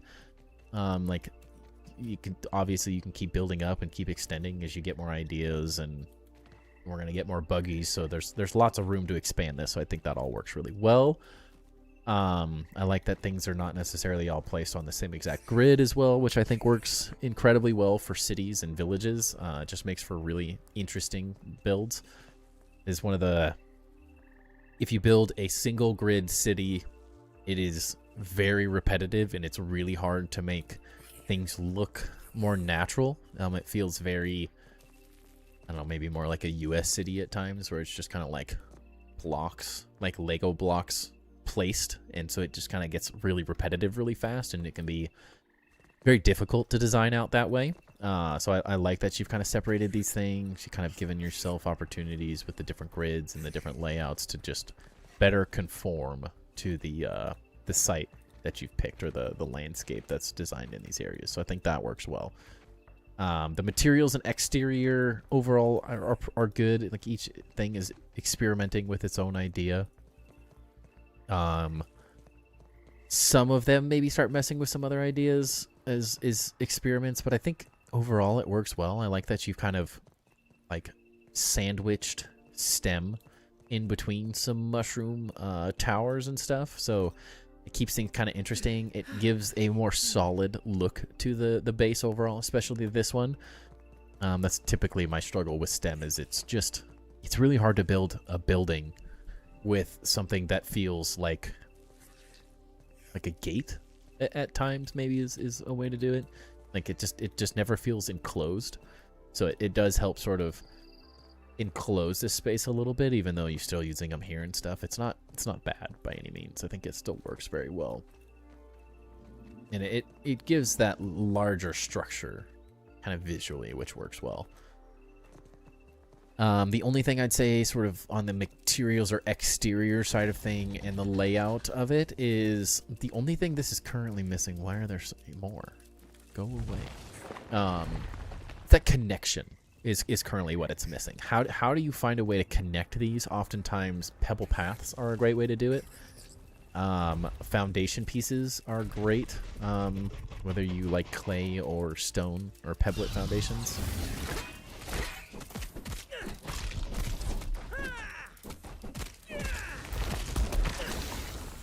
Got him that time. Dude, this thing stuns. It's got some serious stuns. I like that. Yeah, it's now how do you connect with a larger framework of layout. I like the separation between the buildings. Now it's just how do you do maybe more stuff like this, creating some like pathway type things, some stairs maybe, instead of like building this like maybe bridges in between them. That's the great part about sort of multi-gridded villages, is that maybe instead of doing some of this stuff, you can sort of toss in very simply some pieces like this and just kind of easily start connecting the framework, and then create that level change using like ramps and stuff. And hopefully we get some more pieces soon that allow for this to do it a little bit better. They're a little clunky at times, but a lot of times like you don't have to necessarily make everything on the same grid. Like they don't have to connect, but you could start using these pieces just as like little ways to connect buildings a little bit more, and then you can sort of fill the gaps with pebble paths. I think is always a great way to do it. Thinking like, how do you want to navigate through a space? I know this is very, very simplified, but starting to add things in like this can really quickly, I mean, this is absolutely overkill to do this many and stuff, but think of quick down and dirty way to do it and represent it is like, how do you start creating the network of paths and stuff that sort of visually connects these things? This can help a little bit, and you can sort of use these as like a way to connect these builds and stuff, but then also like if you've already using clay and stuff, like you could do the same thing. little bit of clay connecting these types of things when they're on different grids. This is the best part about the different grids, is you don't have to worry about these things. So you can kind of just like toss in some stuff like this and fill in the gaps where you see fit, but not necessarily everywhere. The scorpion problems, yeah, the scorpion lamps are a great way with the scorpion problems and the rude neighbors. That is a great way to sort of take the profits of that. And like this is a great one. Like take something like this, use a half floor instead potentially, and this is like another thing that's great about like using these multi-gridded type things, is you can build up a platform, say to here or whatever, and start creating some slightly different spaces.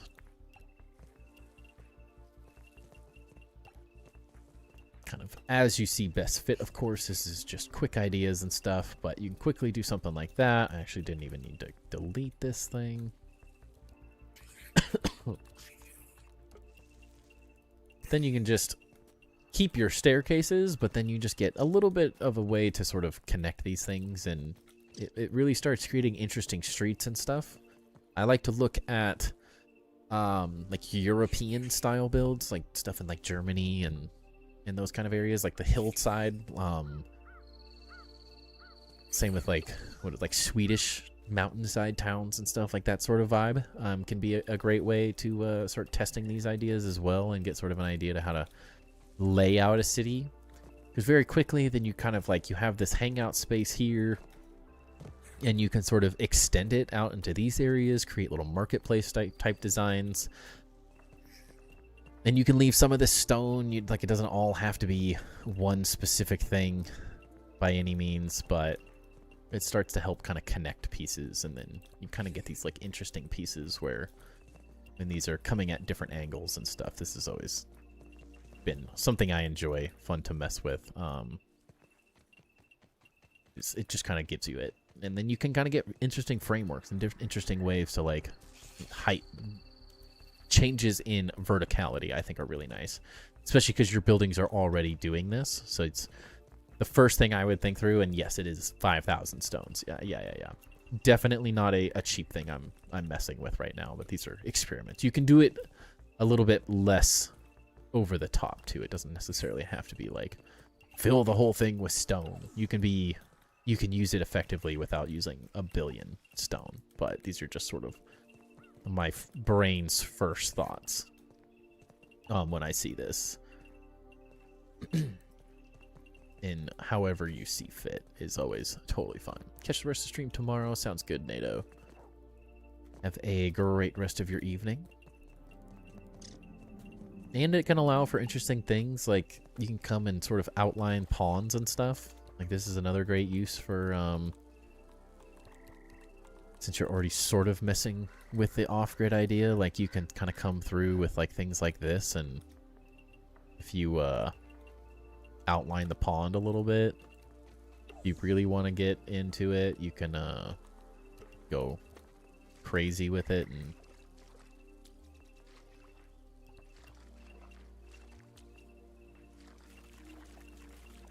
do some stuff like this. You can get as crazy as you like with this kind of stuff, but I do always like some interesting little things here. Obviously you can line them up better, but it creates some cool little opportunities to like fill in spaces like this, and then you get more similar to how you've created a dock space here. I think you could create some really interesting like Venice kind of style things, like built city built on the water type vibe. Like I think that could be something really interesting with this area that hasn't necessarily been utilized by a lot of people yet. I want to say, is it Ethan? There was someone who built in the roots of over here. I think it's like the root area down here. Yeah. In the roots over in this area underneath the like cliff. They did something like that, built around a pond, created some really cool effects. Is one of the streams you could go back and check to get some ideas on this whole thing. But yeah, just ways to connect these a little bit more. And the great thing is you can utilize some of the stuff that's already here, because there's already like natural paths, and you can start doing some fun little designs where you like outline whatever material you personally like. Like, it doesn't have to be what I'm doing necessarily.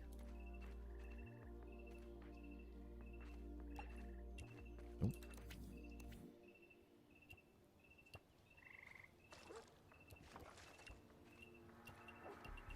But some interesting ways. I mean, you could do pillars or whatever it is, but you could start like really highlighting some of these cool little hangout spots and these cool spots with like water in front of your ladybug area. Like, you could do all sorts of different things. You could build these with walls, like whatever you see fit, but create some nice little moments, I think. Just highlight the landscape side of this is kind of the next step I see. Because I like each individual house. I like that each house is doing its own thing, accomplishing its own idea, and now that's that framework that makes a village or a city is those cobbled streets effects. And you could do this to a much less extent. I mean, you could do a path here and a path there. It doesn't have to fill the whole thing in, obviously. But that is just one way to do it, to quickly kind of give it a rendition. And you could also, in terms of like exterior type detailing and stuff, like you could get something like this placed and kind of overhang some of these things, create some walls or something, little moments to further detail things out and connect them, while still seeing some of this and still using some of this as like the natural pathing and stuff. Yeah, fake trees would be another good one for it. We've seen a handful of those. These are just little things I tend to think of. Like, I do kind of love seeing the blocks clip into the hillsides and stuff, and then you build the pathways up, and the wall itself becomes something maybe more so that connects the whole thing.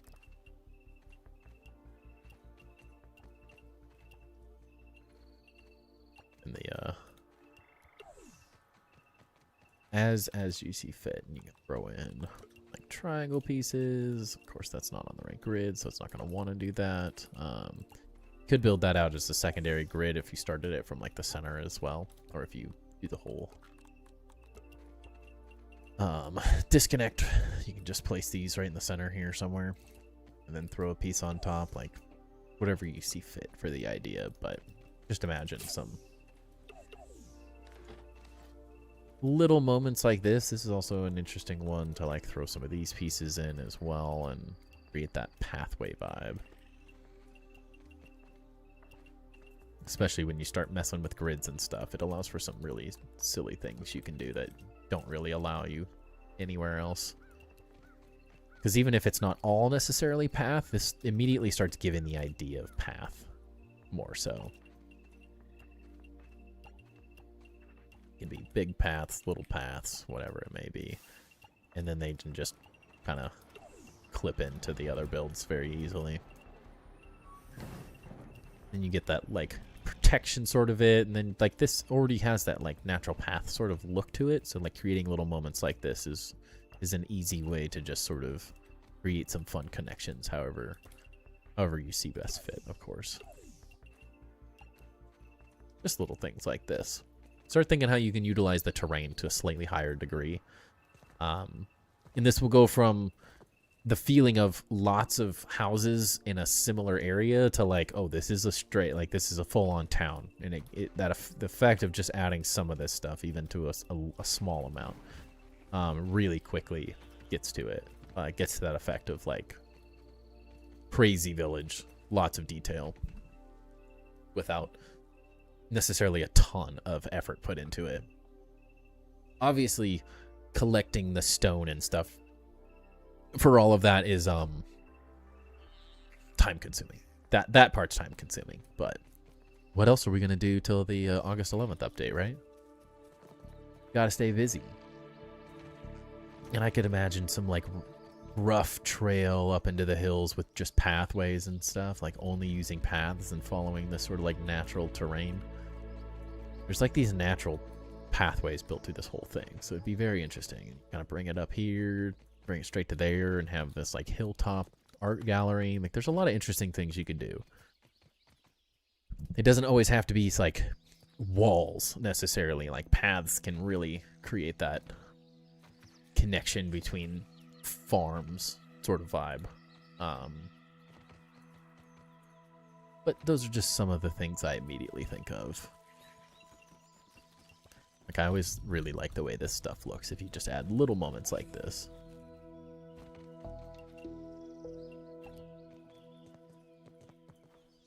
And you start, kind of makes this feel like it's still on natural ground, but it's like the mixture starts looking really cool the more and more of it you do.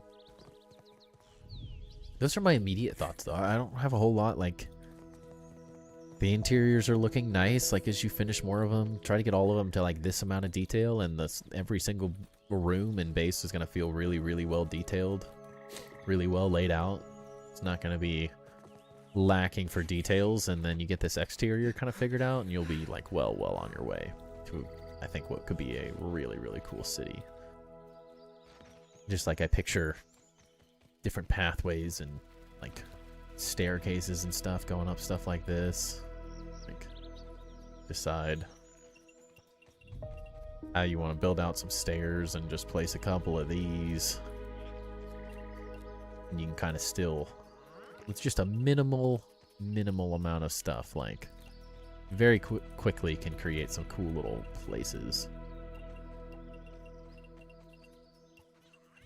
if you eventually build up into these areas, of course. But you can think of like monk type villages, like in those like massive mountains and stuff. Like, this looks like an awesome, you build a really cool museum up here or something. If you have like an art gallery there, you can do like a bug museum up there and have a really cool pathway. There's a lot of cool things you could do with this spot specifically. There's like just enough flat area and just enough vertical change in the heights and stuff. You could do a lot of really cool things with it. But outside of that, like, the buildings themselves look great. They're a good start. They just need that framework to make them pop a little bit more. They immediately feel like it takes the detail level up a lot when they start feeling like a cohesive city versus kind of individual buildings placed on a landscape or a hillside. I think those are some of the ideas I would mess with, but outside of that, I think like you're headed in the right direction. You got some fun little designs. Like, you're not trying to do too much with each one of the buildings, which I think works really well. Like, what is that? The term, like, keep it simple, stupid. One thing I try to think sometimes, like, overly complicated is not always the right answer. It doesn't always mean it's the best way to do it. It's just a way to do it. A decent amount of us tend to overcomplicate because it does create cool effects, and you can do some really cool designs when they're very complicated, but like keeping it simple and just simple designs that don't have to be like way over the top still look good. They still get the job done. They don't have to be, and then the detailing of connection between buildings is enough to kind of like boost it all up. But yeah, I think those are the main things I can think of. Other than that, like, keep going. Lots of cool ideas. I like the like interesting ways you've created each one of these spaces. And something for others to think about is, you're thinking village, like, what is each one? This is the vibe and the idea of like how I see my city laying out in the long run.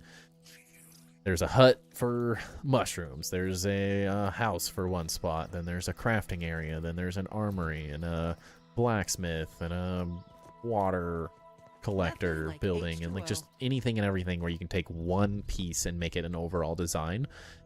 Starts making really cool little spaces that end up working really well at the same time.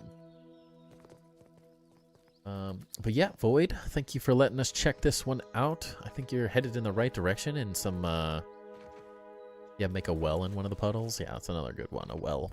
Yeah, things like wells, for last comment, things like wells and outdoor spaces is the last thing you can start thinking about, as well as once you get things connected. That's why I like building things out like this, because then it creates like that platform. There's another one. I'm struggling with who built it. The one that was built here, this big old city. It's another one to look at. It's like, it starts out, if you see, we've done, I don't know, 3 tours of the base here. I'm sorry, I'm blanking on the name of who built it. But it started off as like a bunch of buildings placed in different areas, and then as we've gone back and revisited each one of them, you can see like the connection and the detailing just, it goes through the roof so quickly. It very quickly becomes like, oh, this is really interesting. There's a lot of cool, like, I was thinking NATO. I want to say it was NATO. Yeah, smoking. I was going to say NATO. I always hate saying it. Like, was this Grim? And I'm like, I feel bad if it wasn't like that sort of thing. But I want to say NATO sounds correct. Could be totally wrong. But definitely one of those, like, take a look at that one specifically is like a way to connect different pieces, especially with these like simple off-grid techniques. When you have all these buildings at different heights and stuff and different levels, it's, you can see the progression in their build of how a simple layout of random buildings placed in the landscape can very quickly become some just like insane village that just looks really, really cool. And not that like each building, but like having cool buildings that then turn into this village vibe like very quickly is like, becomes a very impressive build very, very quick. But thank you, Void. Appreciate you letting us take a look at that one. I think a lot of good ideas and stuff going on there. And I think room to grow, which is always fun.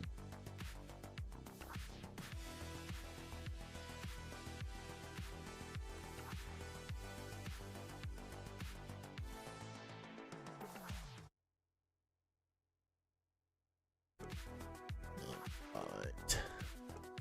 Get rid of these extra saves.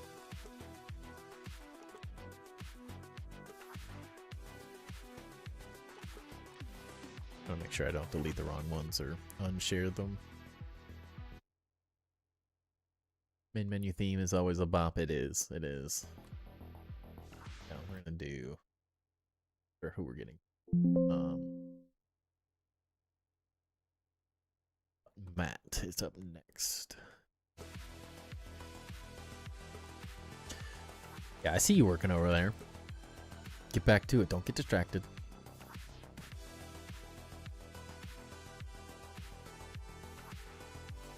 Oh, man. So much driving this weekend. My back is destroyed. I hate it. Like a 50-year-old man in a 34-year-old's body.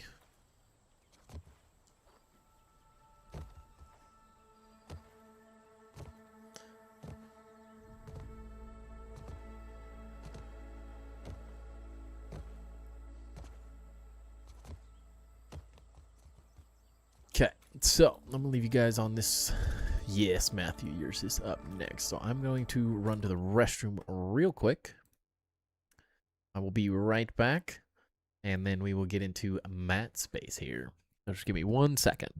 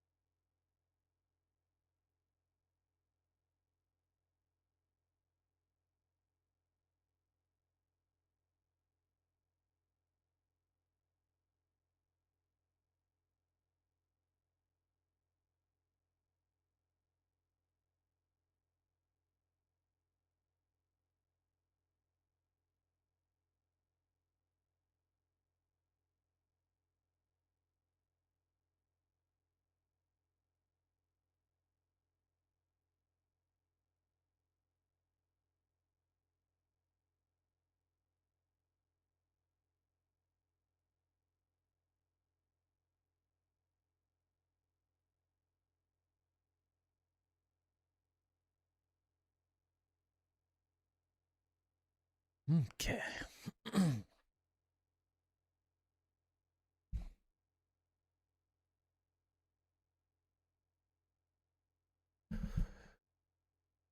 Three of the bedrooms I left for whoever joins can customize it themselves. There's a ladder behind the fancy throne on the top floor leading to your zipline tower platform. Okay. Whew. This is an insane amount of bridges. How the heck?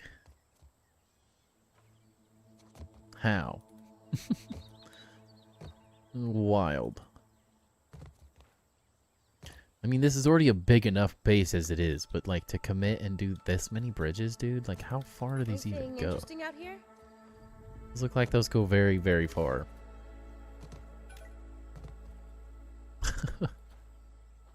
It's pretty wild. I mean, they're like everywhere. That is commitment. Always amazed. A buggy to the bridges? Go. You're the primary cause of deforestation, right? Holy ponic patches. Dude, you've been grinding. These are so expensive for this many. Holy crap. It is so expensive. Not even funny. I can see where you get your materials, though. It does get the job done. There'll be nothing left in the yard for the rest of us if you don't quit farming like this.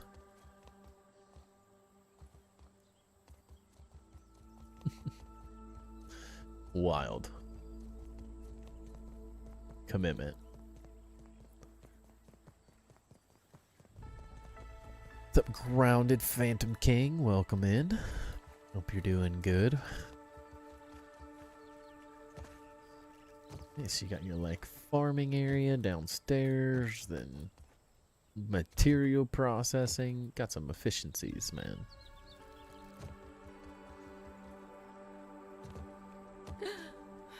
Ovens all the way along.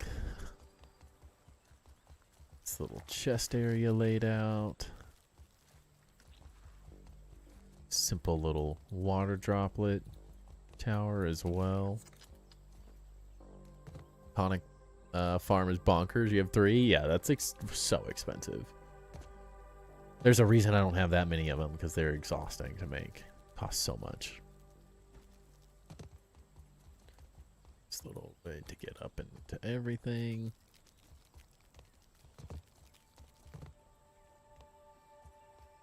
Yeah, works out pretty well. Let's see. I like that your central staircase kind of goes up between each levels. This isn't a base, it's a factory. Yeah, it feels like you've been playing Factario. You were like, I should check out Grounded. Absolutely a factory.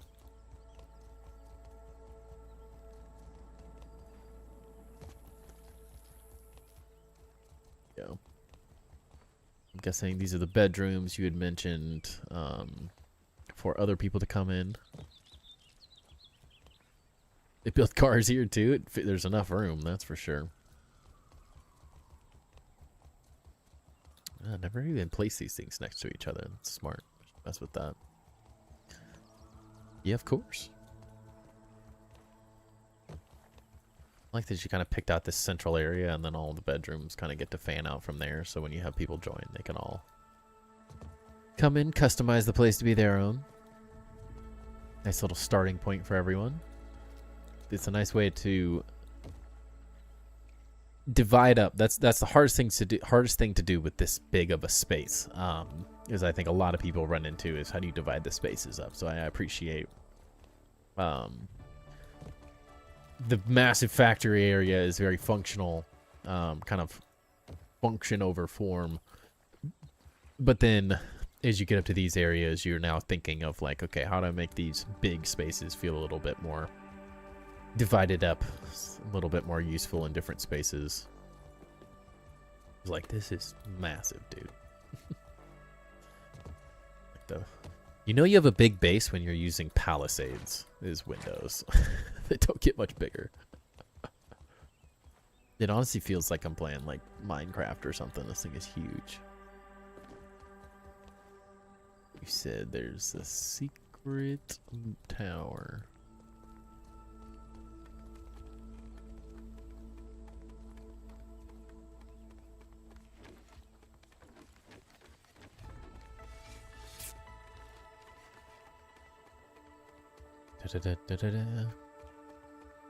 I would suggest, first suggestion, figure out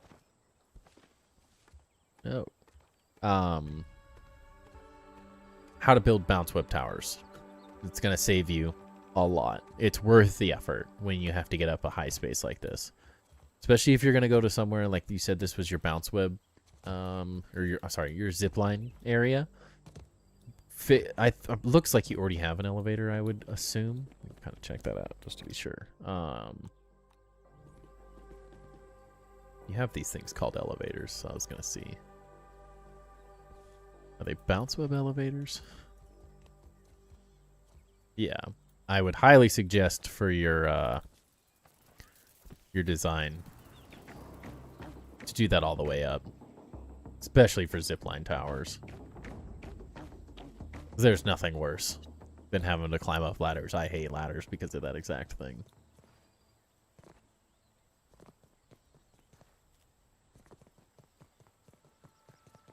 And when you have a zipline tower, you want to be able to get to it really, really quickly.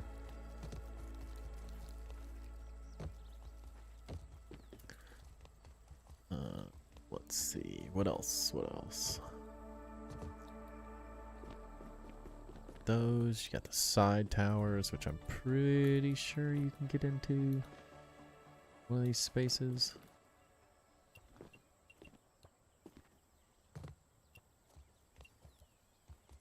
Cheat the system a little. I swear I saw them. One of these places has a way to get up and down those.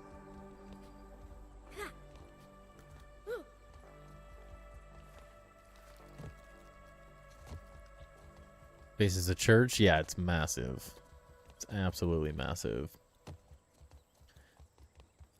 I think that like leads me to the thing I think about this is the connection between these spaces a little bit.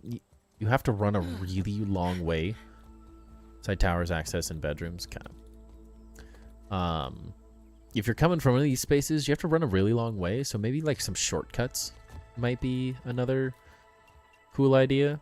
It's like long-term concepts, like just, I mean, yes, you have access in there, but just easy ways to cut through some of these things might be nice, or just a door on like both sides is probably the even easier option here.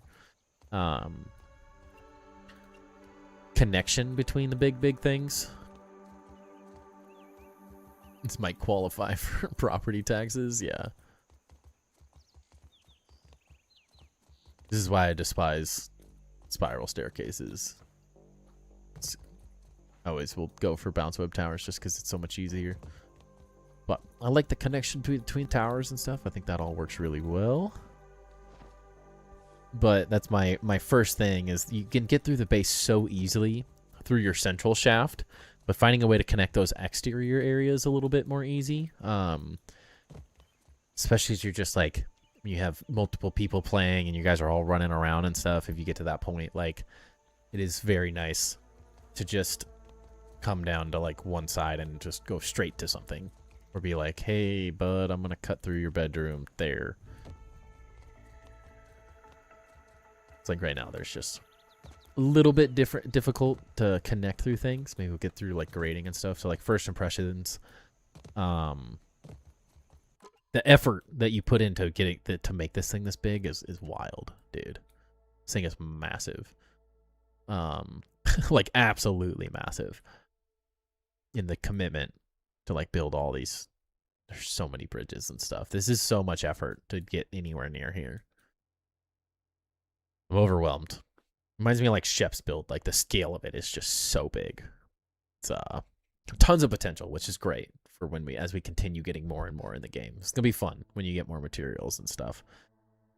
The layout and interior, as I said, easier connections. I love the central staircase that just kind of like, this is very efficient. That's kind of a theme of your base, like efficiencies, lots of room for growth and space, like everything does everything it needs to do.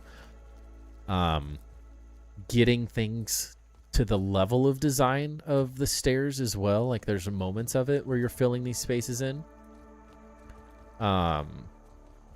Is that next step. I think these look good, and these are going to be great for like easy access to different armors and stuff. Where are you going to put weapons is the next thing. Do you start putting weapon walls? How do you add this kind of depth to more walls is another thing to look at. Like this looks really nice. It's a simple effect, but it does very well.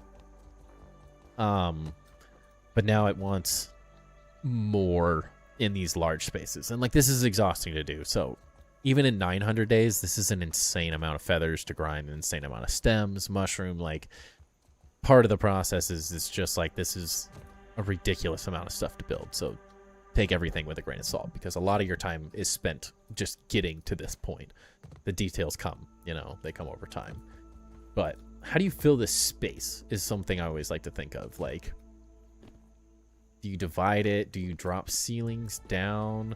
Do you like build massive chandeliers is another way to think of it. How do you start detailing these big walls? This is where I like building double thick walls as well.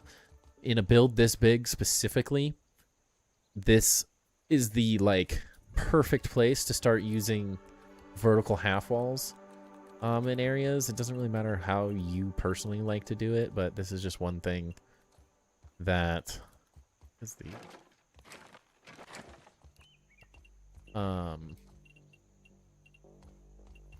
location occupied. What's your build limit? Did you hit the build limit? Is that why this is doing this?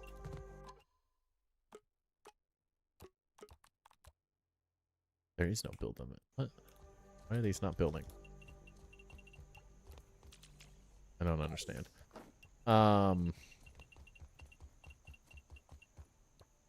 If you love the palisades, that's totally fine. There's ways to work around it and stuff. It's being obviously silly. I don't know what's obstructing in any of these areas or why. Maybe it doesn't do it in your world, but yeah, sure. It lets you build like that. Sure. I'm slightly confused by that. But there. I don't know. It's letting me place them somewhere. Couldn't understand. Yeah, build them off. I don't know. That's weird. Start thinking through how do you... It's just the angle I was looking at. It's not happy about. Add depth to this. Seems like it's working in some places. But you very quickly get the level of detailing and stuff just like very, very quickly bumped up by just adding a little bit of depth. You don't even have to like change this all that much.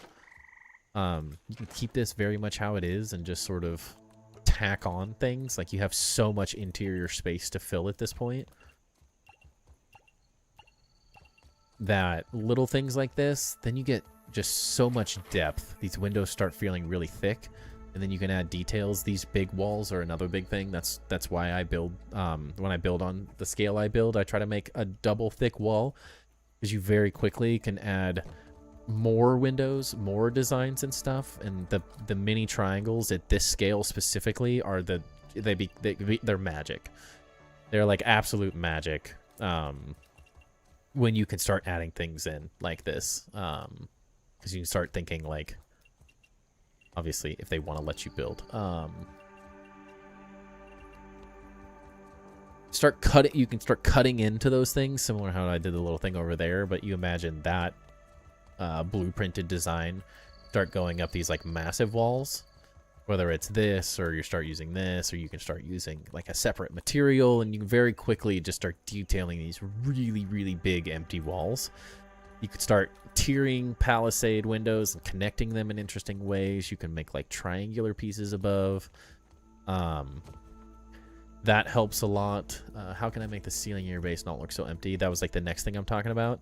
One of my favorite things to do is add like a structural piece. That was like the next thing I was thinking of in this area. It's a little funky with these sometimes, because the crow roofs specifically don't play super nice with some of these because the curves are kind of funky.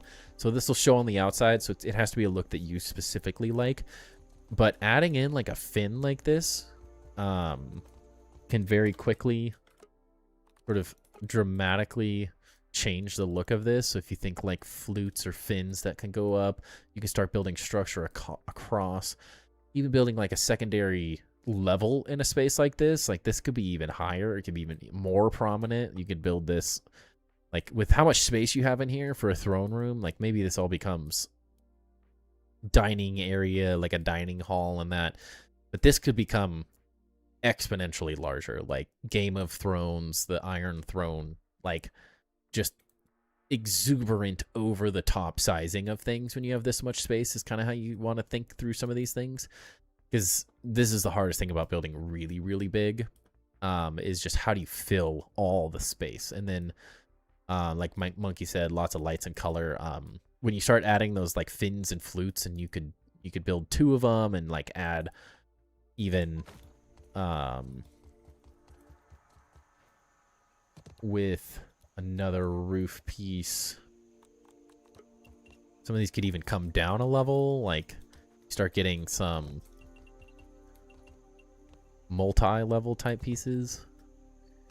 Hard to do without scaffolding and stuff, but like gaps in between them, it could be a full gap, could be a half gap, whatever it is. Like this could be over or not, or maybe it starts lining with the windows.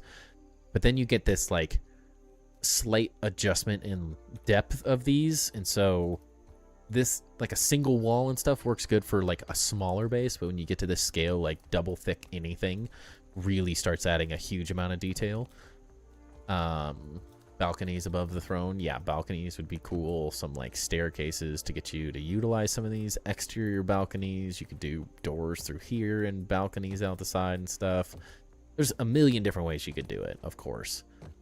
But those little details, especially like on this back wall, like you can do windows on this one, but if you pull this whole thing out one, very similar to how you already have this sort of designed like this, you think of this exact situation, but across the entire wall, and then you start adding like pumpkin behind the wall, you very quickly can just create, like we saw the spider earlier from Savok's build, where it's that cavity type space, so you can build lighting, and you could do an insane, you could do a pattern, you could do a design of like the spider is an easy example to go to, but some big drawing of some form.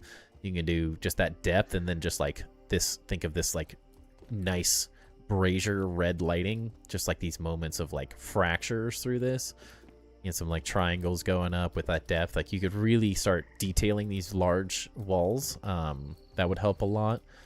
And you can make these go, these go in or out or whatever, float your boat. But large windows in these areas, and just depth is the best thing I can think of with this space specifically. When you're building on this scale, the more depth that you do, and this is exactly it. These moments become really, really important. Not only to just they look cool, but they just fill space, because that's the hardest thing to do, is fill space efficiently, but also looks really nice in a base this big. That's always the struggle, because it all works and there's nothing wrong with like a massive fabrication area. Like this it's functioning as it functions, right? So it doesn't really matter that a storage crafting space is the most beautiful storage crafting space ever built. But when you get to those bigger moments and those bigger upstairs areas, that's where I start thinking of like, okay, how do I really make this stand out and be kind of ridiculous? The design goes up.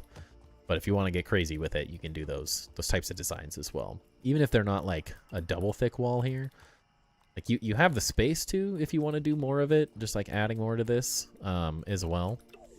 Like you can fill that whole thing with stuff, and then do the same thing, like cavities in these walls, and make these like doubles.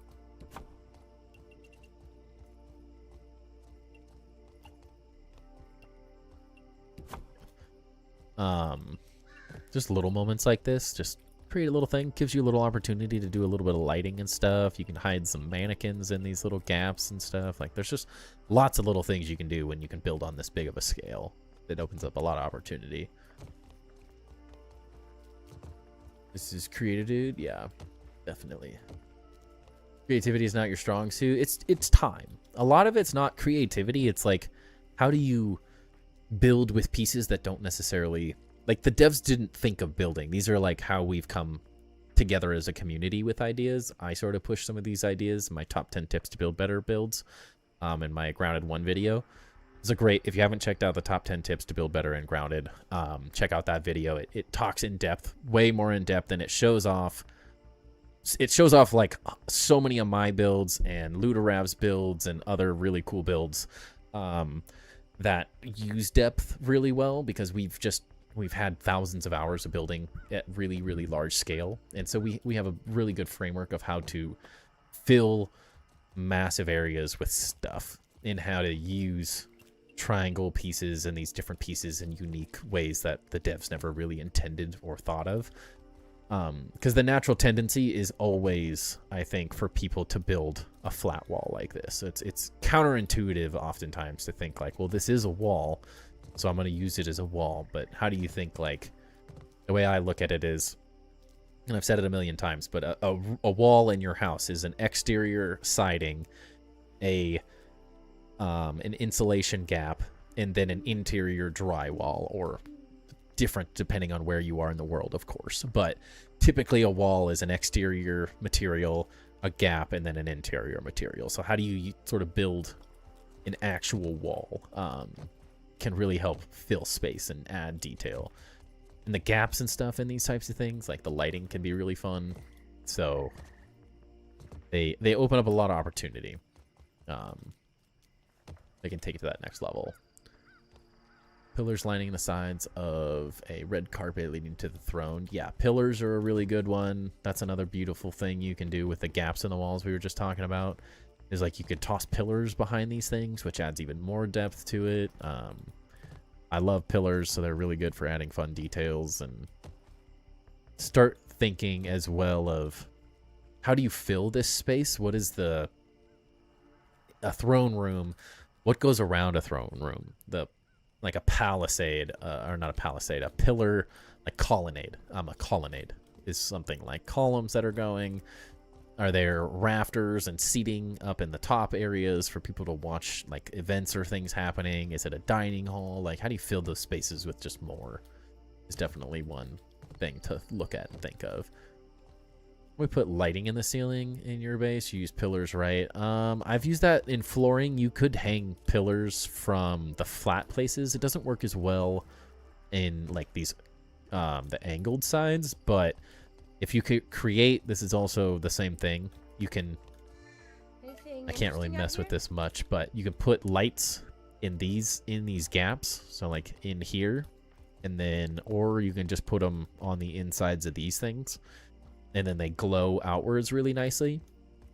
That is also why these like double thick walls are really nice, because like right now, obviously, a very, very dark room overall.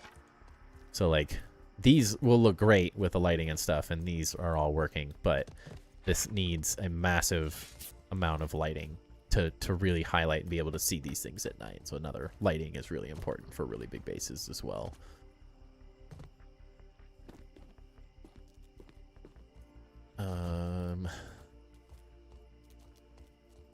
There's a million ways to do it, but depth is typically the easiest way to add lighting, because you can clip lighting in between pieces. So if you put like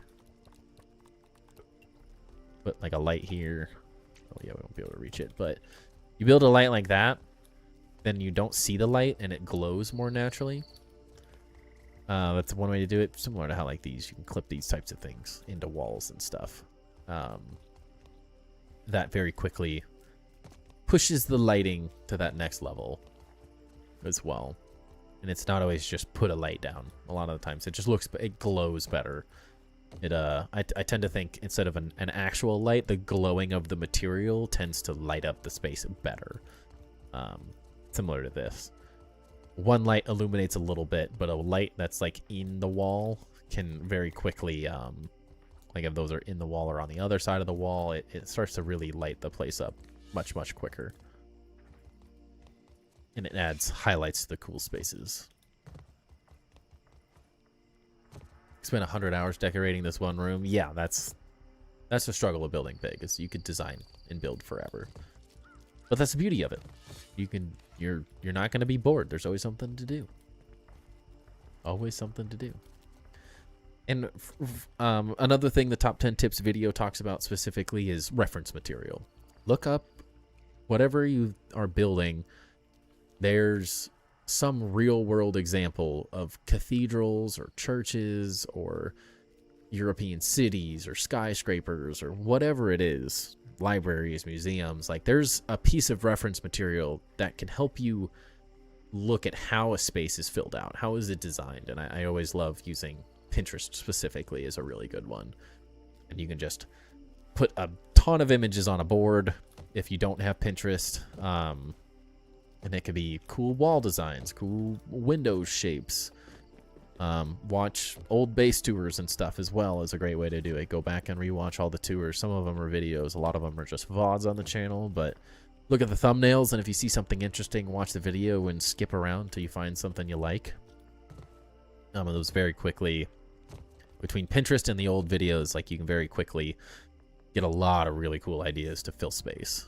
Everchar torch in a weapon wall mount is a lot of light with an amazing effect to it as well. Yeah, if you can afford the Everchar ones, or even these things are freaking awesome. They're just so expensive. It's very expensive with a lizard scale for every single one, because, like, you could use 100 of them in here. But they do look nice. Yeah, the torch mounts do work. Yep.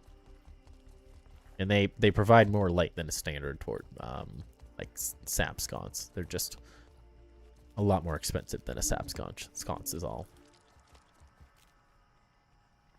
Farming lizard scales never again. Yeah, that's a grind. It is a serious grind. It's not for everyone. Same with, like, using the axle chests, man. They're so cool, but they're painful. What's up, Felix? How's it going? Like, the last thing I think about in these interiors is maybe how to divide these spaces. It doesn't necessarily need walls like this and stuff, but I also think that you can make crafting spaces really interesting by just kind of separating rooms and walls and stuff. But definitely something to think about, how to divide spaces up a little bit more. It's always hard to fill space like this, so I always try to make rooms out of things. Ads, all good, all good. Where do I send my save for you to see the base? If you reach out to me on Discord, that worked. Reach out to me on Discord. Shoot me a message with your Xbox username. I will add you as a friend and get you added to the list, and we will review your base. Currently have the list pretty much full for the night, but we do these like every Tuesday. So we always need more bases, and I'm willing to look at the biggest bases, the smallest bases, the most creative, someone that really needs help and is just stuck or doesn't know how to design. Like, we'll show off cool things, or we'll help people build cooler things. We'll help with people that are struggling, or people that just want to show off their crazy base design. Like, we'd like to show it off. You got a base, we like to show it off. There's always something cool or someone we can help. So that is the plan every time. 1 through 12 there, Darkus. I'm also interested in doing playgrounds and stuff. So people have playgrounds, or whether, even if it's a creative build, like, it doesn't have to just be survival bases like this. I'm willing to show it all off, for sure. As long as it is enough of a base that I have something to talk about. The only thing I can't do is a literal grass box. Like, as long as it's not a 5x5 grass box with nothing going on and no windows, and it's just a hole, just a box, I'm willing to look at it. It just has to have just enough for me to, like, help come up with a concept and idea and help push the design. But it does not have to be anything crazy or anything even remotely near this size. We've done very small micro bases that are really interesting, and we've come up and helped with people with a lot of designs. So we will look at it all. But I hope that helped out, Matt. It was an awesome base. I'm excited to see how you continue this thing. And as we get more pieces and more things to add, like, I think you have a lot of space to work with and a lot of interesting ideas to mess with. I think this will be really cool. If you ever want to do a retour as well, we do lots of retours. I'm just TimberBuilds in Discord. Smokin'. Thank you for the gifted sub. I appreciate that. Thank you so much. Really appreciate the support. Helps me keep doing this. So thank you so much. Cannot thank you enough. Yeah, man. Thank you for letting us take a look at it. This is awesome. I definitely see the potential of this thing growing endlessly. And you are actually a madman for making these freaking bridges. This is insane. This is absolutely a ridiculous amount of bridges. Joining the prolet. Now we're talking. This is freaking nuts. What's up, hot sauce as well? Saw you there. Adding huge columns inside there would look epic. Yeah, columns as well. Goes all the way to the garden. Yeah, this is ridiculous. Let's take It's a second smart. to get our composure. I wish I had the mental fortitude to build this, but oh my gosh. This is an insane. I mean, it's obvious why you have 900 days. This would take me 900 days to do. I have like 700. I don't even know if I have 700 yet. Maybe we just hit 700. My base is nowhere near this size yet. This is quite ridiculous. Go like everywhere. This is commitment, man. Some serious commitment.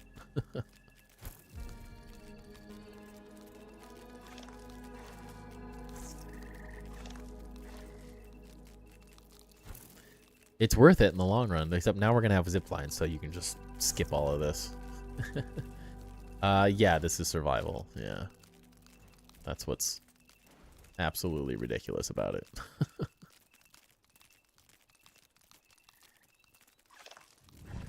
Committed. Wild. Absolutely wild, man. I applaud your commitment.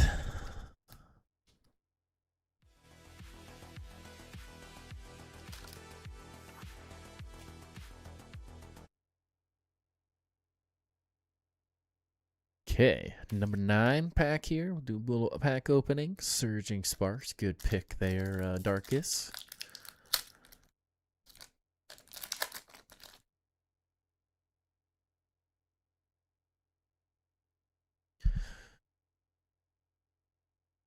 All the way south of the border, around the oak tree 3 times. Ice cream cart, burgle statue, greenhouse, all acceptable Y bridge. That's insane.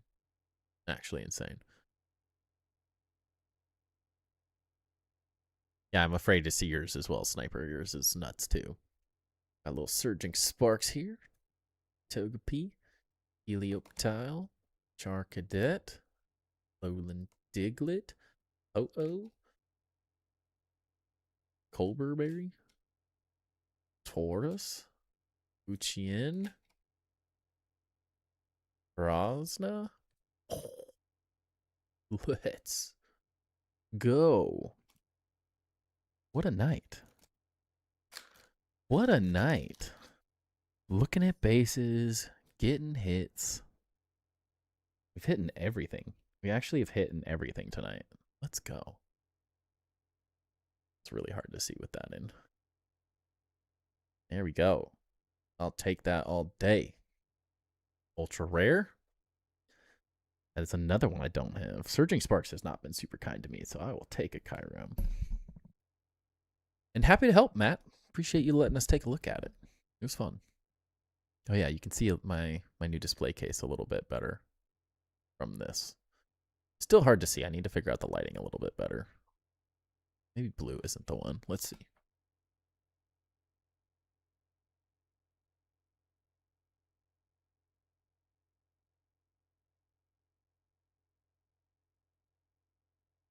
It's still hard to see.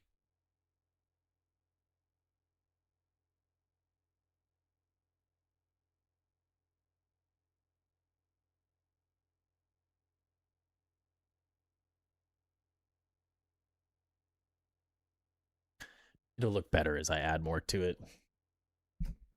White's easier to see. That white or like the more neutral light? The Victini's not in it now. Sounds good, Art. I will get you added to the list here after stream. Distance might be a factor too for the display case. Yeah, it's not. It looks closer behind me. That's a good 10, 11 feet. Actually looks a lot closer from here than it actually is. The other one.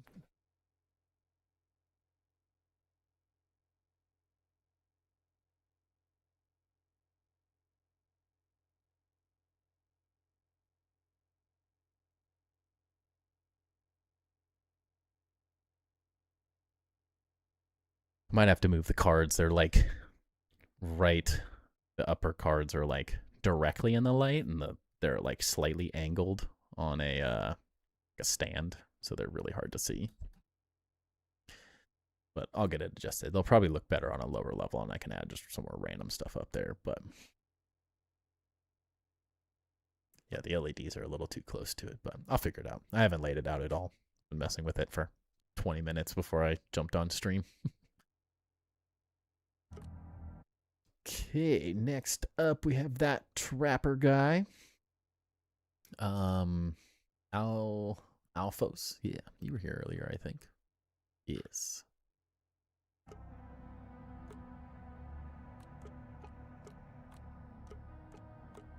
That's me.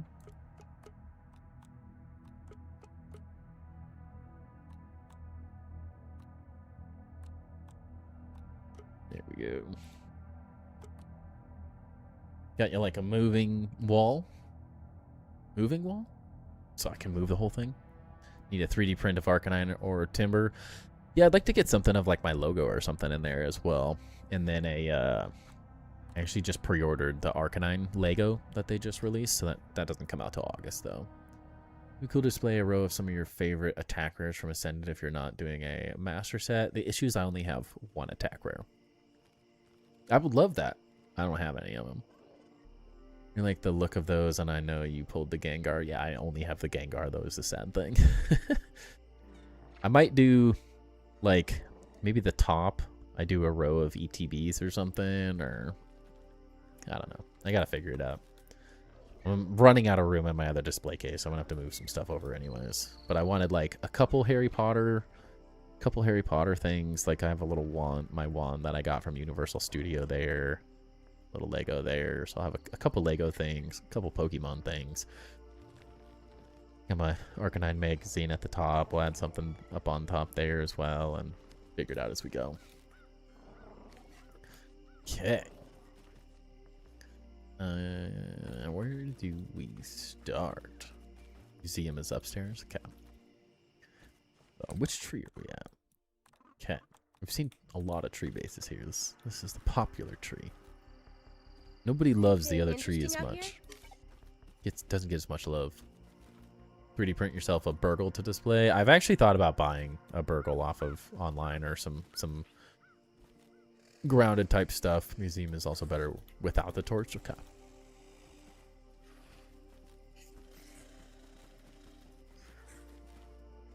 There's a lot of creators making grounded stuff, so since I don't have a 3D printer, I'd just purchase it to support someone on like Etsy or something.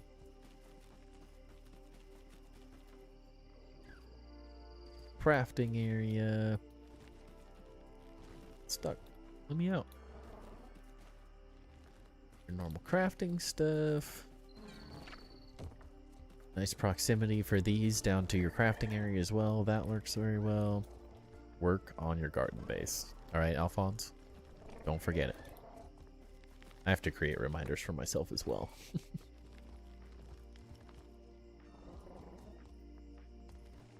Pride enjoys a gold-plated one ring. I got the NZ made by Weta. Dude, that's awesome. Thorin's map and key 2, that's awesome. I would like... I love all things nerdy and fun, honestly, so I'm like... I just like showing collectibles off and stuff, because I have a whole different... You guys can't really see it unless you're like looking at the dog cam. There's a... down in this corner, You can't see it, but I have an entire secondary display case, but there's no room for it anywhere else. That would be the perfect one to have on this wall, but then the door gets in the way and my son would destroy it. He's a big fan of slamming my door open. And this one, luckily, when the door opens, it hits the door jamb before it hits the case. So it's the perfect size, but it's just a little small. And then I have my my signed Pele jersey right here. But you can't quite see that as well. This room is not laid out very well for a stream. But that's awesome, Mike. I'm jealous. A hinge doorstop? Yeah. Climb Mount Doom with that thing. Chose to keep it precious. Nice. That's awesome.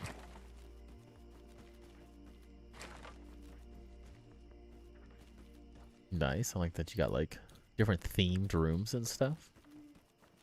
Like the axle room. I like that a lot. The thematic coloring is nice. I like that. Eventually, I want the Magic the Gathering as the set of SpongeBob cards. I don't really want to spend $300 on them right now, but I would love those. I would love to have those like hung on a wall somewhere. I'm a SpongeBob nerd.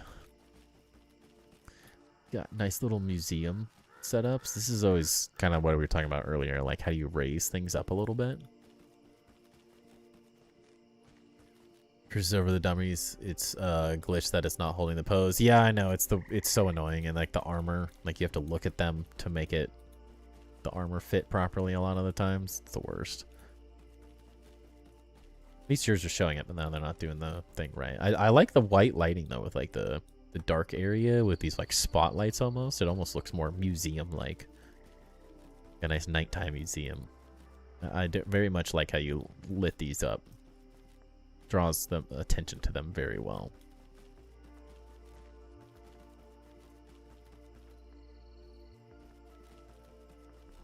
Like the armor being the source bug. Yeah.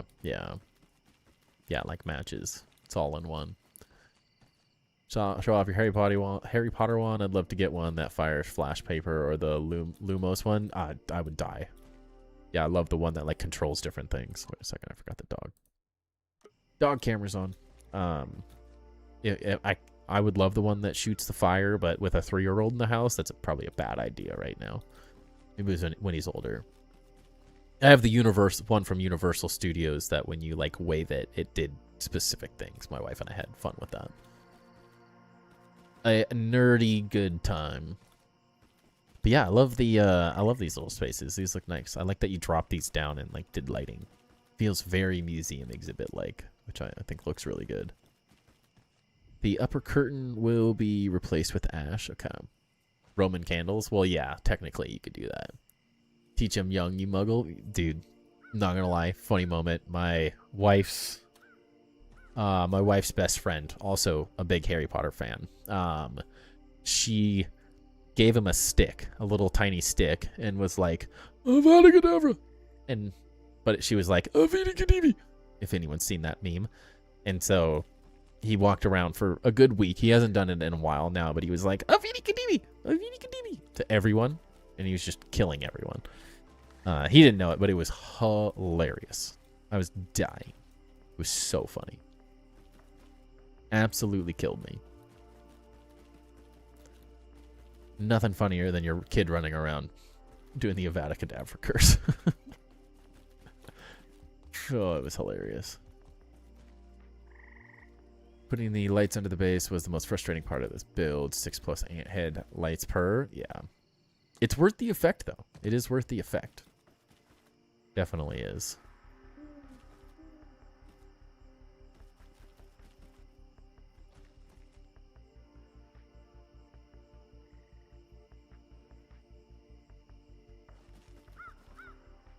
It's worth... Oftentimes, the things that are most miserable to do in some of these are the best... Like, it is the best time used. It is very much like worth the effort put into it because it looks good. It does. So I always find it worth it. Used to fire Roman candles with my friends at my friends when I was a kid. Oh yeah, we all did fun stuff like that. Me and my buddies, I don't condone. Do not do this. We used to take lighters with the Axe deodorant and make flamethrowers. Yeah, don't do that. Really dangerous. Very easily could just blow up if you're not really, really careful. Even if you are careful, it can blow up. But when you're 17, it's pretty freaking awesome. Very stupid, but very awesome. The roofer will be replaced with burr eventually. Just need the time. Yeah. I mean, I think you have a good start. The main things I'd focus on are, it's very similar to like what we were talking about with mats. Like, start thinking of how you're going to divide this space up. Maybe finding a way to draw a simple square and just like the lower floor, or sorry, the upper floor being a museum is all good, but like how do these start connecting to make an overall building can help a lot. How do you maybe design like a jerky room, a dew collector room, an oven room, like start separating these things a little bit more. Another thing, like, although this is really nice for efficiency's sake, how do you start using these like functional things as a larger piece of the design can help a lot. So instead of just weapons on a wall, it's like we've seen some really cool ones. My favorite is to take a picture frame and then toss this like right in the center, and this can become a great addition to like a really simple way to add weapons to the entire base. Like that becomes a very easy way to do this. And yeah, as you said, they'll migrate upstairs eventually too. Yeah, and then that sort of helps the overall design. It helps add that detail to it. Don't be afraid to get a little bit bigger with some of these spaces. Like there's nothing wrong with this, but when you have this much space, like this is a huge amount of space. So it's just, how do you start? What's the plan? Start thinking of how you divide these things up. It's an effective base spot. It's a functional base spot. But now it's how do you take maybe some of the designs of the other large builds we've seen and start adding that dimension and detail. And so you've like started messing with other materials, but sometimes it's like getting rid of these really repetitive walls and just simplifying a little bit sometimes. Like, don't be afraid to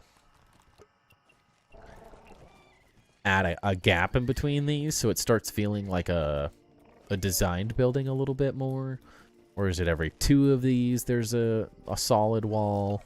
Do you like the pine better? Like, there's nothing wrong with using these pre-built windows and stuff, but maybe these go up a level and so the windows are a little bit more spaced out and stuff. Like, what's the overall design and function of it? Because right now the inside sort of functions and is sort of the easiest thing for the vast majority of people who don't have backgrounds in architecture.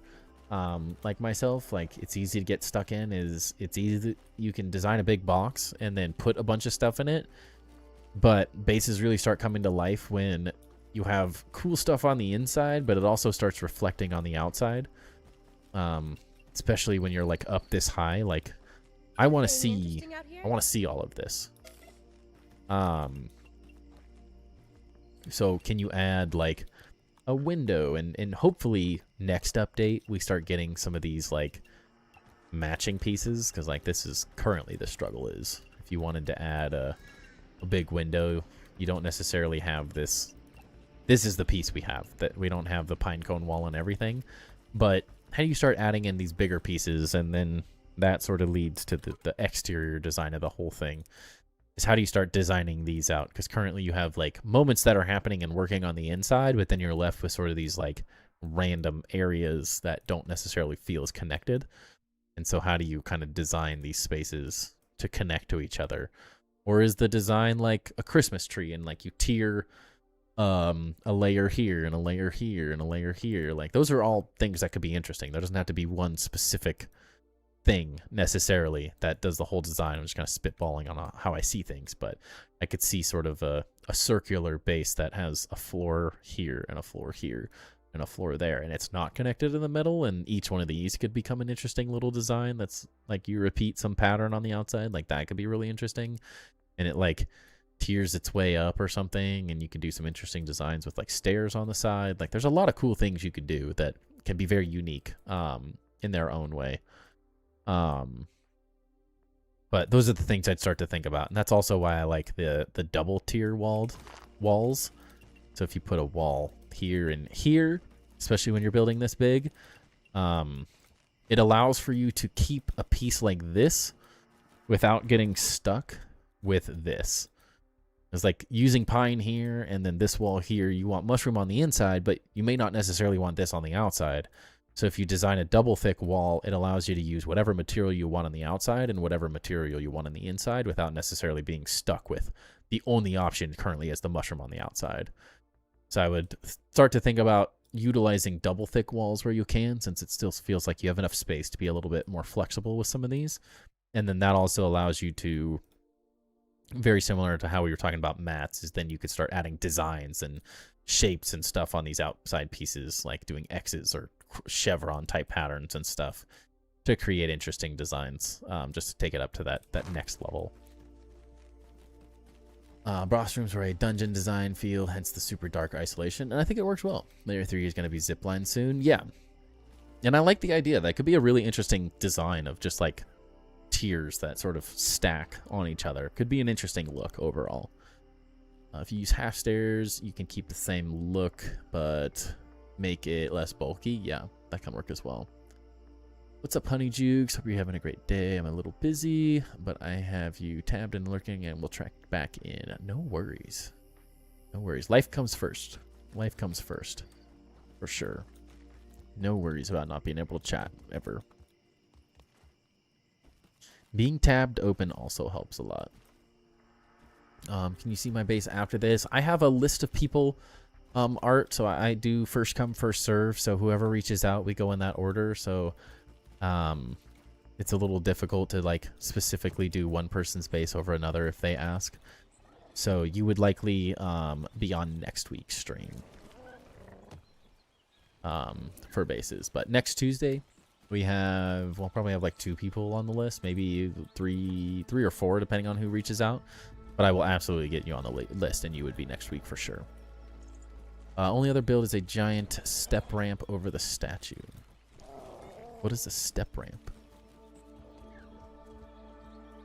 Anything interesting out here? Let me out. Love how the mushrooms look on the tree trunk. Yeah, I do love those. Yeah, we can check out your ramp real quick, and then I might have to end it right around 10. Now we're talking. Anyways, with a sick kiddo, try not to leave my wife hanging for too long. As much as I would love to play video games all night, she is downstairs fighting for her life with a sick 3-year-old, so. We'll try later.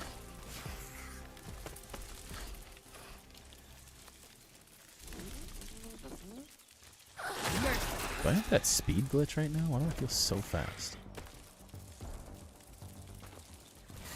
I am speed.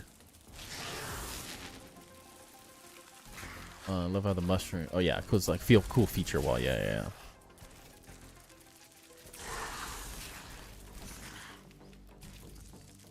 I definitely feel like I have the speed glitch. I feel so fast right now. Speed. Oh jeez. Weird fact: I named my ants after their Latin species names. That's cool. I like that. I named mine after the SpongeBob meme.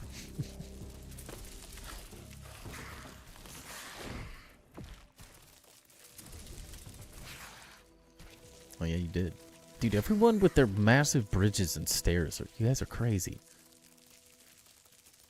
Hope he will get well soon. Yeah, I think he just started getting sick tonight, so we're in it for a while.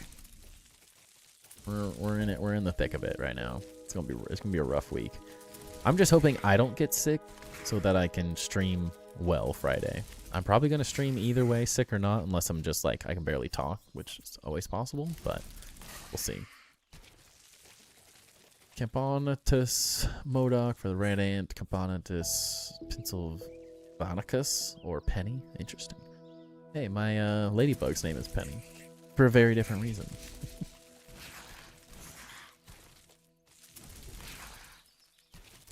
Oh, I like it. That's dedication. Anything So interesting excited. out here? Who else is ready for August 11th? I'm so ready. I need all this. Zip lines are good for seed, but not all resources can be sent down zip lines, so bridges will have use. That is true. That is very true. Very, very true. Yeah, I need to build something like this off of my tower at some point so we can get back there easier too.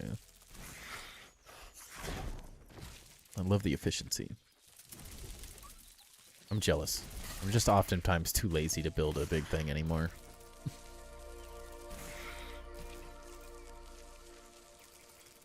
I'm like my build is like up here right now maybe. And the zip lines aren't going to be till like up here. We're so far away. I really need the handy net. It's killing me.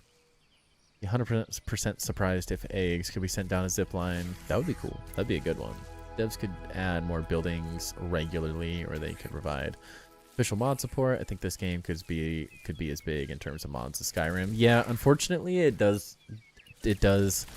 Unless they completely change their attitude towards it, it just seems like mod support is just not something they're interested in. That's why they made Playgrounds, was to let us do mod-like things and play modded-like worlds. It's a very different vibe.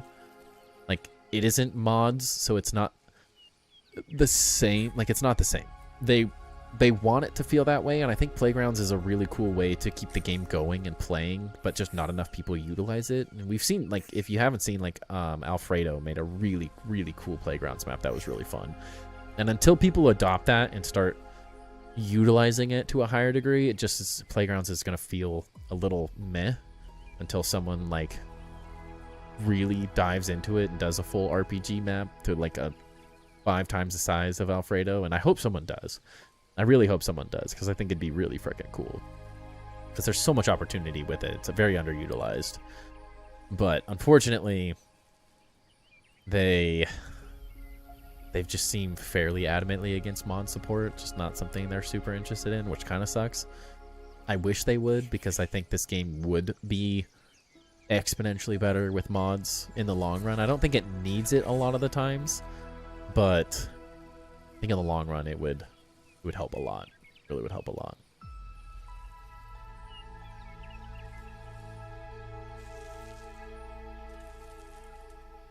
That sounds rough, Inkley. Sounds rough. Where are you standing? Your sky bridge connects all the way to there, then to the scarecrow, and the trellis south of you. That's wild. That's so much effort. It's not even funny.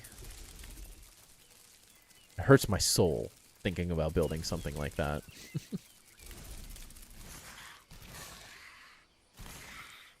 It's so time consuming. It's painful. Painfully time consuming. But yeah, you never know. You never know what we're going to get. I mean, they could talk about that now. And Eidos could get to the Undergrounded 2 and be like, you know what, we're going to do it. Like, they've been talking about how they keep trying to temper their ideas. And because they have too many ideas, maybe that becomes the thing that's like, we just want to keep going and keep building and keep doing it. So, got some mods on Nexus. Cool to test, and some mods. It's a quality of life. Yeah, the Tiny Tidbits mod that Dinky and Apex and Hypernog. I'm actually, at some point, I need to get on this. I've been really bad. At some point, I need to get in, and I'm supposed to do some voice lines for the Tiny Tidbits mod with them, but I've been scattered. Everything's going on. I might have to wait till after summer because I've been so busy. I haven't even had a chance to think about it. But it does add some cool functionality and stuff. Add some extra bugs. Add some extra designs and builds and stuff. Like, it's a fun little addition. It's the best you can do. There's my soul seeing you build your fancy base. Yeah. I mean, if you spent the amount of time you spent building bridges, your base would be crazy fancy. It's just time spent. I'll see a small survival house that looks like a cozy little grandma house on the palm of the Wendell statue. That would be a great use for it. It is like the perfect spot for it. It would be a very good spot. And then you could just build your zip lines off Burgle's head.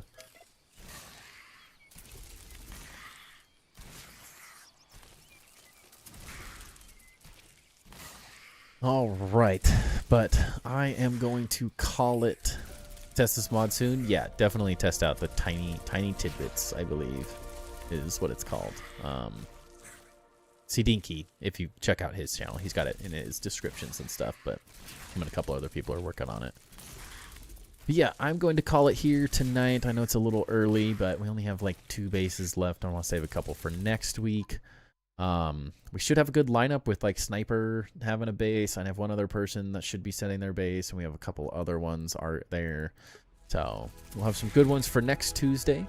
As I said, I will not be able to stream tomorrow night, but assuming everything's okay and I don't get sick like my son, I will be streaming Friday for our normal adult beverages Friday, hanging out. We'll build on my mega tower and stuff. If you haven't seen that, make sure to come by and check that out. Otherwise, I appreciate everyone hanging out with me. Thank you for the support and hanging out. Thank you again for all the crazy bases and cool stuff you guys let me show off, because I would not be able to do these streams without you guys being willing to let me invade your bases and take a look at them and help everything out. So I appreciate you guys a lot. Hope you guys have a great rest of your week, and I will see everybody Friday. If you are not as well on our Discord, make sure to join the Discord. Keep up to date on when I'm going live. If anything's going on, awesome place to talk about your builds, your designs with other amazing builders in the community. Also have channels for other games like Subnautica, Minecraft, and Shrouded. Like whatever building game you like, we're talking about it in there. Small lands, whatever. Like we got everyone talking about everything, Pokemon, collecting, all sorts of randomness. It's an awesome place to hang out. Really, really good community, very active. But yeah, I hope everyone has a great rest of their night, and I will catch you all on Friday. So I hope you have a great rest of your evenings, and peace.